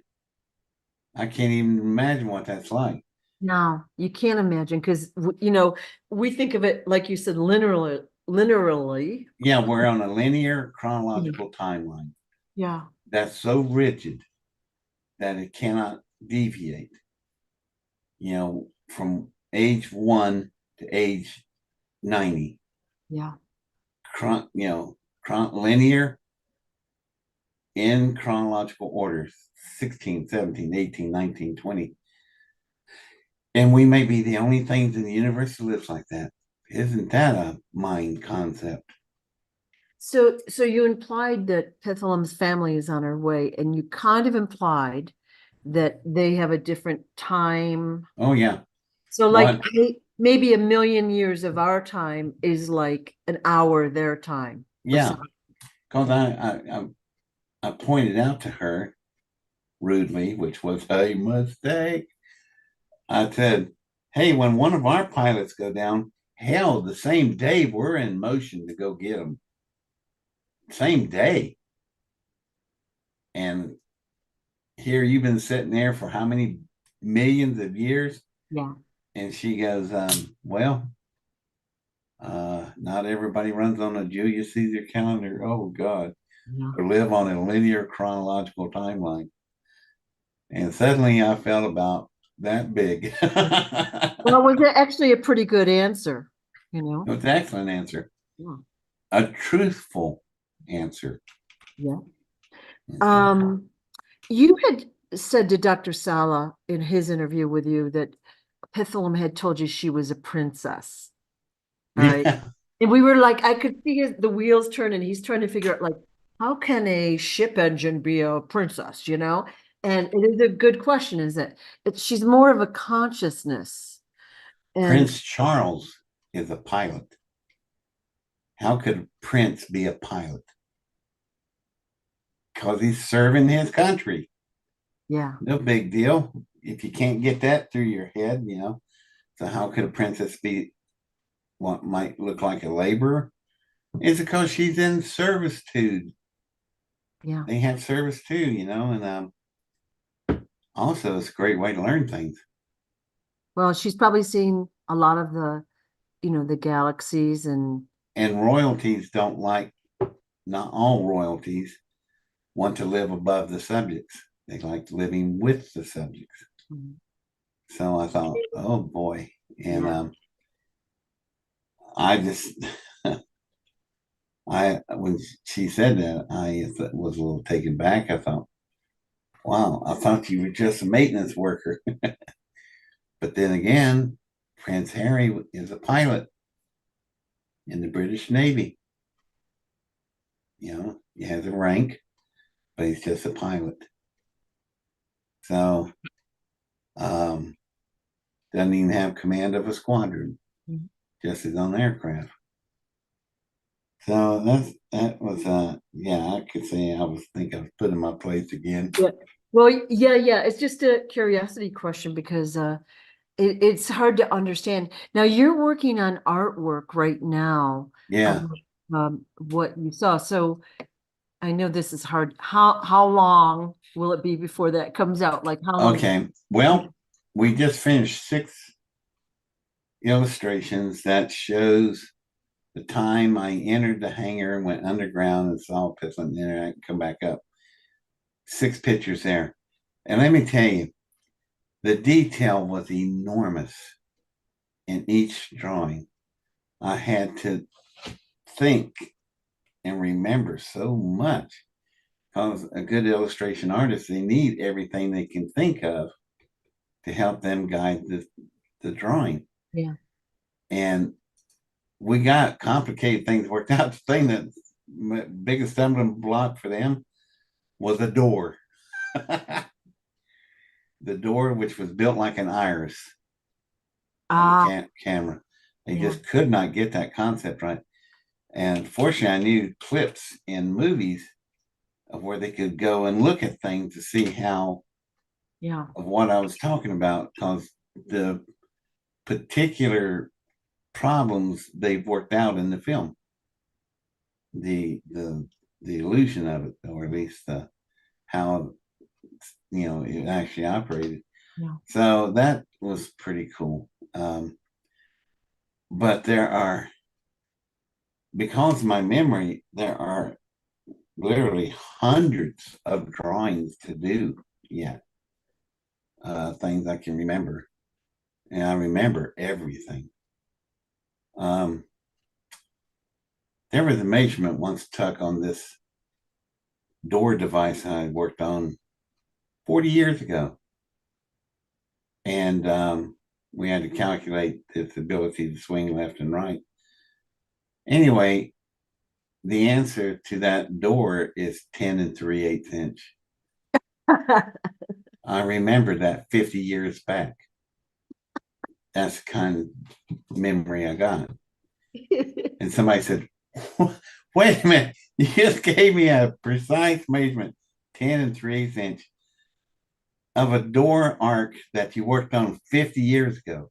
That's exactly right. I remember clear as day. And I go, that is here, and the artists that were working with me going, how do you remember so much?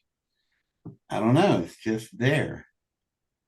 How do you remember eating peanut butter and jelly sandwiches? It's just there. It's, started same time. It's weird. I can't explain it. Don't even try to explain it. But it works and it's there and it functions and we can use it. You had mentioned before that you and a team of scientists had developed all these products and things that basically NASA, you'd invent it and then NASA would say, stop working on it. Yeah, they did. And so my question is, do you think they took it and maybe used it to trade off-world or give it to off-world? Possibly, but I've checked on all of them. They're still there, but they could have replicated it. Yeah. Okay. Maybe. Hope so. It's really good. It works well. But I don't know. I don't know what evil does, things like that. But yeah, I replicated a lot. I mean, I've made a lot of things. But what I was going to tell Shorty was before we go on and do all those things again, we need to back up and fix something first. There's a couple things we need to fix. Okay. And they're bigger fish to fry. One is the electric grid. There's a way to fix that. I have in my capability enough manpower and people to do it. All we need is funding. $10 billion and you will have an absolute protected grid, and not just the grid. There are sensors designed that can watch the surface of water, and anything except for a water bug that lands on it, it will tell us that it's there. Yeah. Why is that important? Your reservoirs, throw in fentanyl by 5-gallon bucketfuls. There's no protection right now, none. You could kill millions before you know you got a problem. Don't give them any new ideas. well, if I know it, they know it. They've already tried putting stuff in the water supply, and Well, they are they putting have. stuff in the water supply as we speak. But Oh, they are. I wouldn't doubt it. There's a way. But see, not only can I fix the grid, I can fix the water supply, the pipelines for LP gas, propane, all that stuff. I can fix that too. Okay. And I got the manpower and the people to do it. Okay. They're just waiting for somebody to lead. I think a lot of that is we'll just say in process, okay? Yeah, work in progress. Yeah, and so when the time is right, I'm sure you'll be you'll learn about it. Well, I could sure help a lot because politics are horrendous in the grid.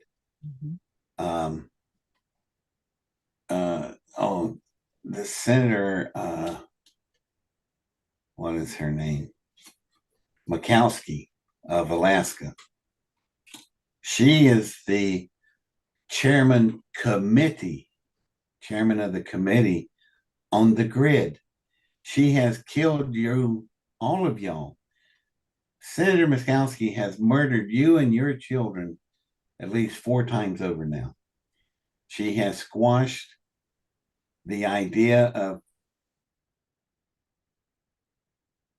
Oh, Trumper. did we lock up Get, again? I didn't hear what you said. She squashed the idea of, yeah. So how did this never Trumper get in power of the subcommittee of on the grid? And the answer is really scary. Her husband had a heart attack and she took his job. She's not even an elected official.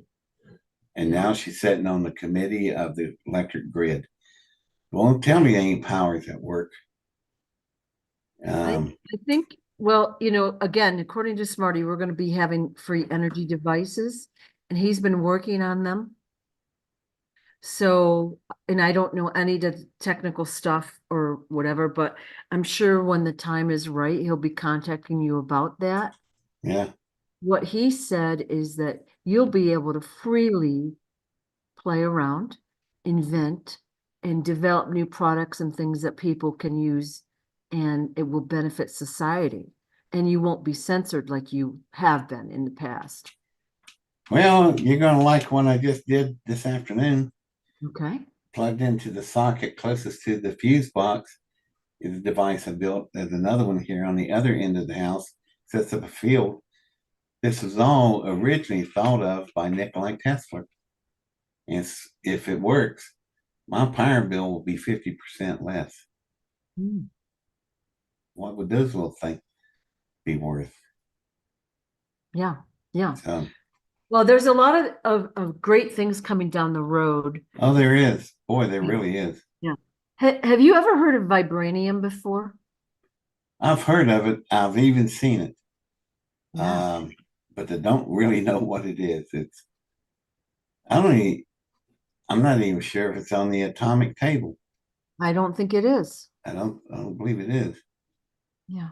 But that stuff lights up a little flashlight. It glows in the dark. It does all kinds of stuff. I hardly know anything about it. Yeah. But that's so true in this world. There's so many things out there. Well, my God, look at the whole list of stuff that I do nobody's even heard of. Yeah. Yeah. I know. And now, is there anything else you wanted to tell us specifically about Pitholem, the entity at this point? Not really, unless somebody's got questions. Yeah, I've been watching and there's been comments, but not, you know, questions. But like I said, Smarty has developed the Pitholem ball. You do not need to purchase the ball unless you want one, but you basically can work with Pitholem telepathically. And then, you know, again, down the road, she will be providing us with information, guidance, answers to questions, schematics, and all that kind of stuff. So she'll be a great boon to society. Wow. Yeah. And that is partially due to you with what you did. Yeah, I was gonna say, try living with her. Yeah, I mean, if you weren't the lifeboat for her to get her out of Area 51, I mean, maybe she would have figured out another way. But we wouldn't probably be having this conversation. She's pretty happy with the way it turned out, seems like. I just told her I hope I wasn't a disappointment. How could But, you be? well, you don't know. You're just a human being. Yeah, But she thought she made a good choice. yeah. I think she made a great choice, and I mean, you have strong values that you stood up for, and you weren't able to be bought, sold, or persuaded um, to go against your values, which is really unusual. Yeah. But that was, and of course your intelligence and your love for people and all of that have helped too. So like all of your stories bring that out. And I know we were talking on the phone and you had like a lot of insecurity about various things. You have done so many things for people in the world that we don't even know about. I mean, we're here now. Yeah, I have I've gotten some emails from fans who are in their 80s. They've been following me for 40 years, 40, Yeah. 50 years. And I'm going, you're kidding. They said, no, the only reason I'm still here is because I just can't wait to see what you're going to do next. Yeah. And Yeah. I'm going, oh God. But I've had some of the nicest things said to me by fans that have been fans for 50, 60 years. And that amazes me because I would have thought long ago they would have forgotten about me, my story, the whole thing. And Google said, are you kidding? And he said, the search engines are on fire. And he said, it seems like every time you turn around, it cranks up. Right. He said, you eclipsed Justin Bieber on the search engines. I said, not the Beeve. I like the Beeve. I don't want to be doing better than the Beeve. And he said, I can see why they like you out there.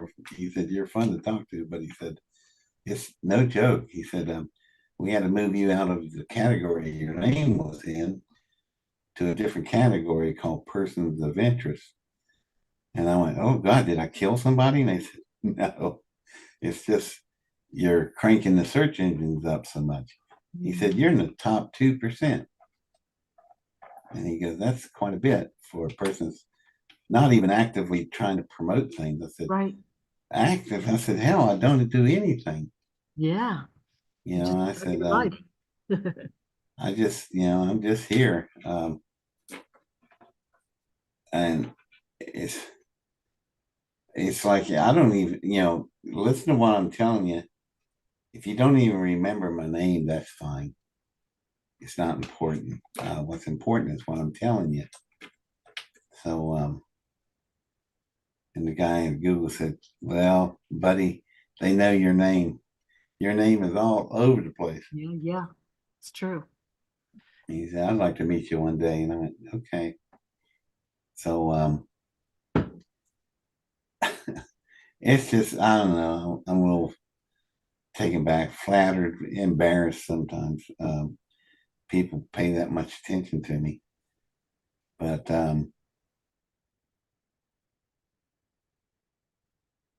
Yeah. I Well, even told one audience, they were such fans, I told them, I said, y'all got to find another life. I'm gee whiz. If I'm it, that's bad shape. yeah. And they all laughed. And nobody's budging anywhere. Do you think Pitholem knows about what her mission is here on Earth right now? What she'll be doing in the next few years? It's something because it changed when she got shot down and they saw where she was landing. She got different orders. And so she said, I have different parameters now on things I need to do. And I said, okay. So I said, I know how that is. I've been on missions where they change the mission orders. Yeah. Yeah. And she said, yeah, due to circumstances, I got mission order changes. And I said, okay. And she goes, you're part of it. I went, oh, okay. So, um, yeah, boy, I will sorely miss that entity when it's not around anymore. Um, I definitely wouldn't want to stick around without her. Been such a friend for 54 years. I think we are going to be so grateful for her in the future. Like again, I don't know. I know some things and I don't know everything, believe it or not, but I think we're going to be very grateful for her assistance. And of course, you were instrumental on bringing her out of Area 51, working Yeah, with her. She helped you, you helped her. It was very symbiotic and yeah. She told me, she goes, we were driving away and she started laughing. I said, what's so funny? She goes, they didn't see that coming. I said, I guess not. God almighty. Did you ever tell your parents about Pitholem? Like, did they know? Not a word. Whoa. Never said a word. For wives and everybody. I never said a word to anybody. I just Oh, sat on it for decades, quiet, and because I didn't want people to know, because they if they knew, they would probably think I'm a fruitcake or something, and not want to listen to the other important stuff I had to do. yeah. But to be honest, all the stuff that I can do didn't come from me. Uh, Pithum and her family and their wealth of knowledge, she allowed me access to it. So I was able to think outside the box. Pithum picked me up and set me outside the box and said, "Here, learn out here." And God, the stuff, the electronic crystals, the pharmaceuticals, the metals, it's across the board. I just kept going. Does And she show you like a graphic or a picture of stuff, like, or like, how does she show you stuff or describe things to just you? one thing at a time, we talked about problems. Yeah. I said, and she'd ask me, "What would you do if you could solve these problems?" And she said, "Think like if you were a sorceress. You're a sorcerer, and that you could just wave arms and you want to do things." And I said, "Okay." And then out of that, she said, "Here's how you can make that happen." Then the mechanicals came in, which was really cool. Um, it was a good thing I had learned so much about uh, everything from theoretical astrophysics to quantum physics, differential mechanics, celestial engineering, Mm. calorimetry of theoretical technical horsepower. All this stuff I've learned, which was solid math and learning on our part as humans. But once I had all that collected together in me, then when she introduced this stuff, it was just a matter of connecting all the dots. And we could do these things. And she said, "Look how far your species had come, and they don't even know it yet." And yeah, it's kind of cool. Um, One of the things I figured out, I answered a riddle that Einstein left. And it goes, how can you go millions of times faster than the speed of light without breaking the speed of light so you can remain constant in Newtonian physics? I figured Yeah, it I out. got it. Wait a minute. Okay. Yeah, well, I was about the same way. And I said, "I know how to do that." And then I said, so I grabbed a piece of paper and showed somebody how I could do this. And they're going, "God almighty, Dave, that's crazy. I understand it and I don't need any more education." Isn't that cool? And I said, "You're able, how do you take something so complex and make it so simple to understand?" I said, "I have no idea. I guess I'm just a simple man." But I always thought uh, a lot of these brilliant professors we've had through our lives were really not that smart, because we had to invent computers and massive calculators and um, advanced in metallurgy and trigonometry and all that stuff, just to a point where we could get up to where they were. If they were really smart, they would have taken where they were and walked back to where you are and brought everybody with them at the same time. That would be smart. And that's what I've always tried to do. I didn't want to accelerate so far ahead of you. You know, if anybody see David, he's out there so far, we can't even see him. Well, that's no good. You come back and you pick up everybody and show them exactly how you did it so they understand it, and then they can move forward with you, and the whole society benefits.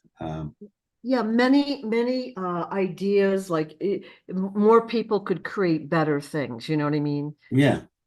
Two heads are better Uh, than one, you know? Right. And it wasn't just enough to invent the thing, but then you have to write the manual, how to use it. And that's where you really have to get good at it. Because you got to think like people do, and they'll go, they're not going to have a clue what I'm talking about if I don't figure out a way to relate this to them. So, in all my stories, if you notice, everything is getting you to relate to it. You feel like it's not abstract so far out there you don't get it. You get it, and then you go, well, damn, I understand that. I know we've talked on the phone and you've tried to explain things to me, and I'm like, whoa, like this is me, like, no. Yeah, I've seen But that. you've actually, we'll call it simplified it, and you've taken something highly technical and complex and made it the way you tell the story makes it so I'm with you. You know what I mean? Yeah, And really. you have that ability. I think it's just your personality and disposition. You know, you've been able to do that, and I appreciate that. I think Well, probably everyone else does too. it's important to me that everybody understands it. Yeah.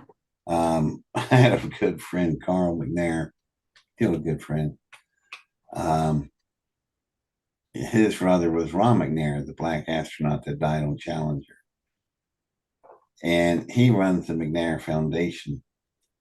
And he has told me, he said, he's black, obviously. And he said, David, I've watched you get away with stuff with black folks that no white person could ever do. I go, why is that, Carl? And he goes, well, I had to sit and think about it for a while. How can you do that?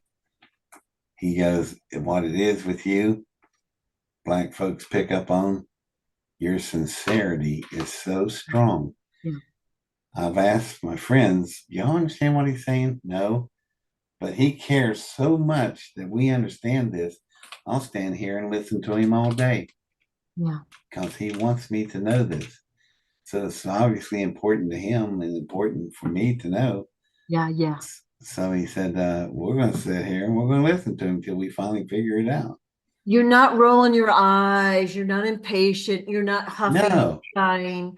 You've streamlined it so like the average person can understand it. And that's really important. And I think yeah, people do feel your honesty and your humbleness, I guess we'll say, like you're a regular person that just has been amped up like a billion times and done incredible things, but there's still more to come, which is so exciting. And yeah. you have helpers and um, I don't know it all, but it's going to be great. Oh, there's such things I could do yet. Um, I hung out with a guy when I was young, and he was such an influence. And he died in 1968 of a heart attack. And I think I was 12. And his name was Walt Disney. And I got to hanging with him a lot. And he showed me the future worlds of what he wanted to build. And more than that, he gave me the blueprints, the outlines of it. And it stuck in my mind forever. And I could finish some of the things he wanted to do. And given the right circumstances, I could bring that to bear. But some of the concepts and thoughts he had were just outrageous. And I mean, they're up there with mine. Uh, and there's a lot of, and let's be practical. There's a lot of money to be made with this stuff. Um, they have proven, they being Walt Disney, have proven that they continue Disney World, not just Disneyland, Disney World on just the admission price to get in. They had their 50th anniversary. Not bad, pretty good demonstration, yeah. Yeah. And they So said, just out of curiosity, how did you meet Walt Disney? um, through Warner von Braun. Ah, They were friends. I, Von Braun was an obvious for me because rockets and all stuff. And I had won so many awards when I was little. They put me in. It's the way I became my surrogate mother. You know who my surrogate mother was? Her name is Viola. She had a son named Neil. Viola Armstrong. That's my surrogate mother. And the people go, how in the hell was that possible? I said, she got picked by Governor Gilligan of Ohio to very be a cool. dignitary, the mother of the first man on the moon. And so her job was to go to all these science fairs and conventions and hang the medals around the neck of the winner. Well, after about the sixth or seventh medal, she hung around my neck in 3 weeks.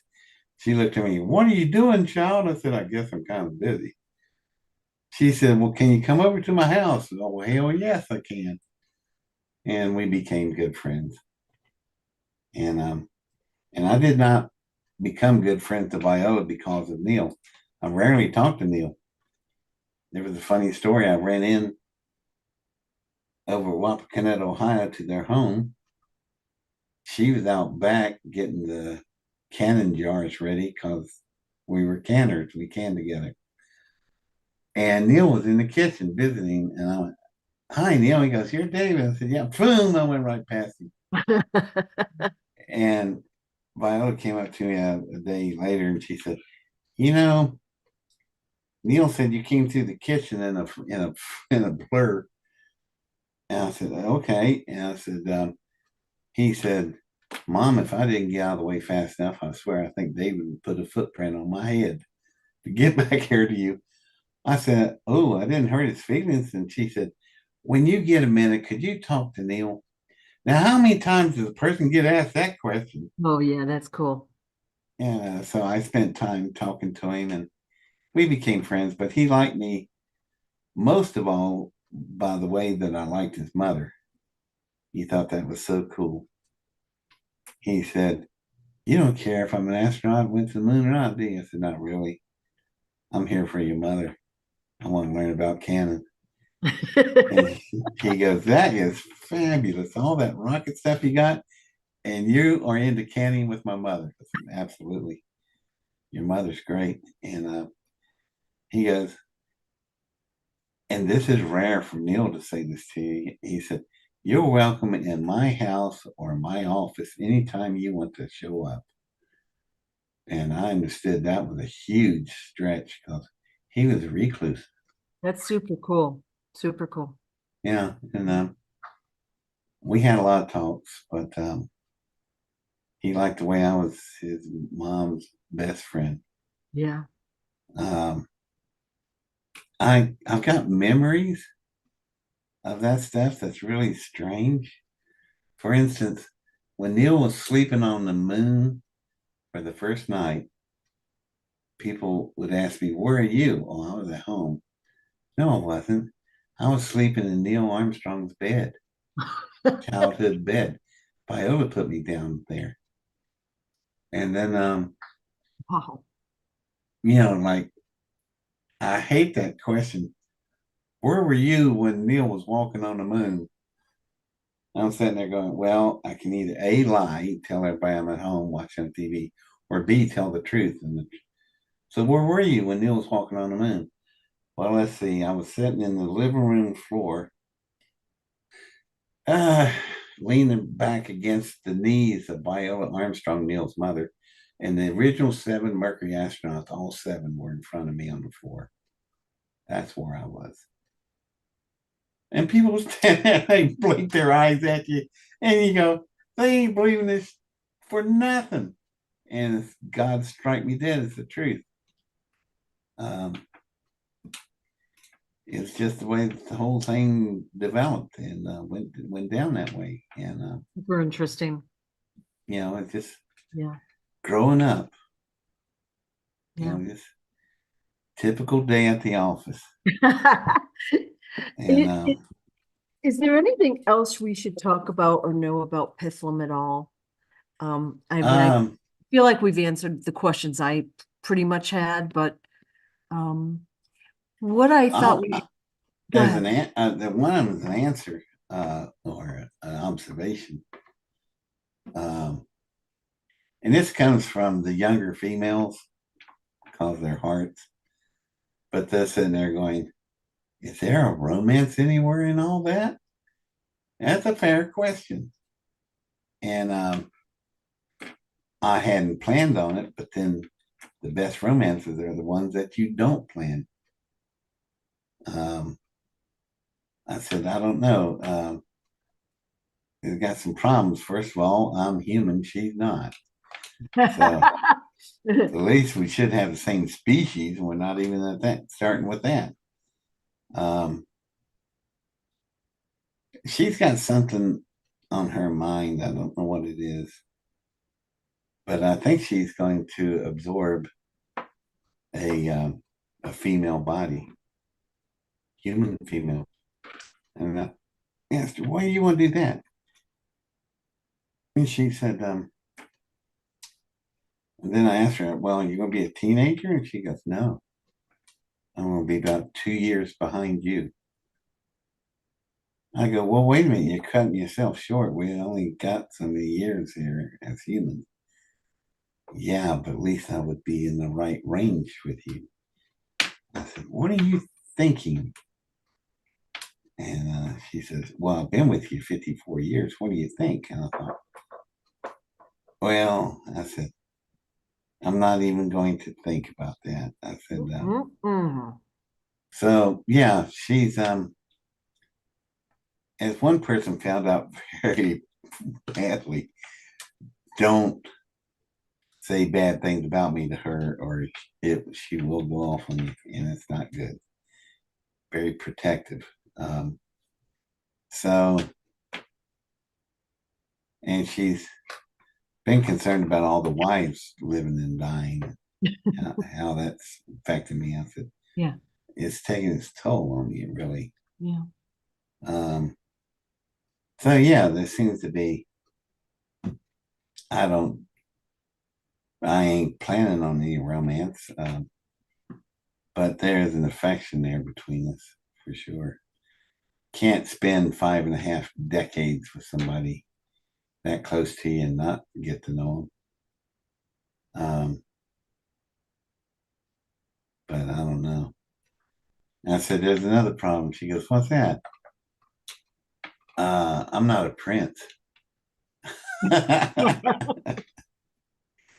So she goes, yeah, well, she says, if I remember well in fairy tale books, a lot of princesses married farm boys and things like The that. Princess Bride, right? Yeah. And I said, yeah, you're right. She goes, so I said, never, let's just move on. Well, it'll be interesting to see what happens. Yeah. Yeah. Separation points was going to be where it's all going to hit a head or come to a precipice will be when she departs from me. We'll see what happens with what's left over. Oh God. And Well, then, when you talked about that earlier in the call, Marty says you're both going to be okay and not to worry. yeah, she And said the same thing. And so he has told me some stuff about what's going to happen, and I don't really want to put it here, but I think you're going to be happy. yeah, well, the Almighty has said the same. And um, I've always trusted his Yeah. views and judgments. I always asked, am I doing okay? Am I a good and faithful servant? And the answer keeps coming back, yes. Yeah. Yeah. Wow, if I could get to Well, that level, I'd be happy. what I'd probably like to do is probably sign off for now because it's been a pretty long video. Yeah.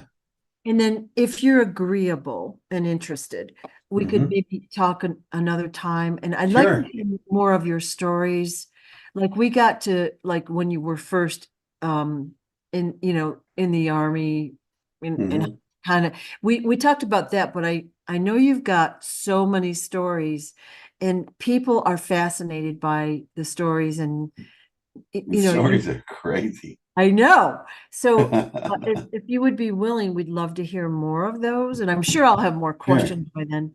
Um, I think that one of the, yeah. say for So that time, one of the favorite stories is the submarine yeah, and the nuclear reactors and all that. God, that is such a crazy story. You can't make up something that crazy. I know. And the logic of it flows like silk. It's just so logical that would happen the way it did. Yeah, yeah. I think yeah, like you can't make up the stories. Now, in my circle way back when, I used to say, "Oh, I can top any story you've got." Well, I think met the master. Yeah, I didn't try to be that, but it just evolved. yeah. Um, I'll run into people and say, I've got great stories. And I'm sitting there going, how about you? And I go, no, I just, friends that know me, they look at me and I go, nah, I haven't got anything, just dust. Yeah. And some friends would be standing there going, bullshit. I said, you Now, got to hear these stories. you were saying that snakes are disappointed that we have like fear. Yeah, Wow. yeah, fear of them. And it's kind of depressed them some. They, well, and they feel persecuted, which we are. Mhm. Anybody sees a snake, they're ready to take a stick or a shovel to it. And very few snakes are ever really harmful. Now, like in North Carolina here, we're not in that good a shape. We have four of the most notorious vipers in the world. The eastern diamondback is home here, the cottonmouth, the copperhead, and the yellow uh, viper. All of them just as deadly as they can be. But the rest of the snakes that run around here are just black snakes. Yeah. They get beaten, chopped up, and they don't do anything but eat mice. Right. Uh, I had a black snake once that was so huge, he had slid from the roof in the gutter, and the rest of them was on the ground. Yeah, he was that big. He was like 14, 15 feet, just Wow. gigantic black snake. Yeah. I went over there and picked him up. He caught all around my arms and legs, and I said, "What are you doing?" I said, "Trying to get off the roof, get down here. So let me carry you out here to the woods and turn you loose and find you some mice." But that thing was huge. I've never seen a black snake that big before. It's crazy. Yeah. But I didn't beat at it, didn't run after it, didn't do anything to it. Picked it up and put it in the woods so it could have better access. And Yeah. it it appreciated that. It said, most people go get something to kill me or they run from me and said, "Here, you're just relocating me." I said, "Yeah, I'm just going to pick you up and carry." Man, that thing was heavy. It must have weighed about 30 pounds. Wow. Yeah. It was a big black snake. I've never seen one that big. But yeah, next time you see a snake, don't take a hoe to it. Think about it. It actually has feelings. It don't want to die. It don't mean you any harm. It just happens to be there. Now, if it's cottonmouth or a copperhead, well, that's a different story. I've But met two really aggressive rattlesnakes, and that was really scary. But most of them are just like kind of chill. You know what I mean? yeah, Mother Nature built them. They have an odor about them that's unbelievable. Stinks so bad like a skunk. And they have a rattler. And so they're designed to keep you away so they don't have to interfere with you, interact with you. Mhm. But nevertheless, they have the ability to kill. Yep. So you don't want to mess with them. Yep. But the meanest snake I've ever met with just a bad attitude is the cottonmouth. That thing has just it's an evil snake. It's probably the one that was in the Garden of Eden. But it sees you, it comes at you, comes right at you. If it sees a flashlight, comes right at you. Um, Hangs in the trees and wait for a boat to come underneath so it can drop down in the boat to get at you. I mean, it's a bad attitude. It's a bad snake altogether. No night fishing for me. No, cottonmouths are not to be trifled with. Yeah. I had a snake in my yard June, July that was so big I couldn't even catch it all. By the time I got my camera go or my phone on and blah blah blah, I couldn't even catch it on. It was, I think I got at least 10 feet on film, but there was God, more of it I couldn't even get. they can get really big if they're not bothered. Yeah. Um, I had, for my wife's sake, but also other problems. I had to kill a copperhead out front here. That was the biggest copperhead I've ever seen in my life. That thing was almost the length of the car. Ooh. That's really unusual. Copperheads don't normally get about 2 or 3 feet. This thing was about 8 or 9 feet. Yeah. And I ran over it with a car. Ooh. And it bit the tire. This thing was bad. It was full of eggs. It's old. But I had to get rid of it. My wife was deathly scared of snakes. I mean, really bad. And that one seemed to look for her and chase her in the backyard. Mm. So I thought, well, I'm going to have to get involved here and do something. I don't want to, Yeah. but Yeah. necessary. So, but yeah, black snakes, green snakes, most garter snakes, all that stuff, just, they're harmless and they got feelings too, just Yeah. like a dog. Yeah. I try not to kill anything. I will Yeah, see a mosquito, but I don't like, I try not to kill anything and I give them fair warning. If they're in my I'm house, so bad off. I about wrecked my car trying not to hit a squirrel, yeah, yeah, and I go out of my way not to step on a bug anywhere. yeah, me too. It's I mean, just sometimes you don't weird. realize they're there or whatever, but I would never purposefully hurt anyone. And I mean, I've had scorpions, I sweep them out and I tell them to stay out. And And they will. yeah, they have. They understand you. They hear you. Yeah. And I said, if Um, I catch you back in here again, you're gonna have trouble. And you get I only had, squashed. yeah, yeah, and I wouldn't do it anyways. I just have to threaten them. Yeah. So, Well, well, they'll listen. yep. I want to thank you so very much for your time and so it's such a breadth of information that you have. All And right. like I said, if we could talk again about all your other stories, Oh, I there's a think bunch. we'd really love that. And Sure. anytime you're open. All right. Okay. Anytime Thank you you want to do it. so much.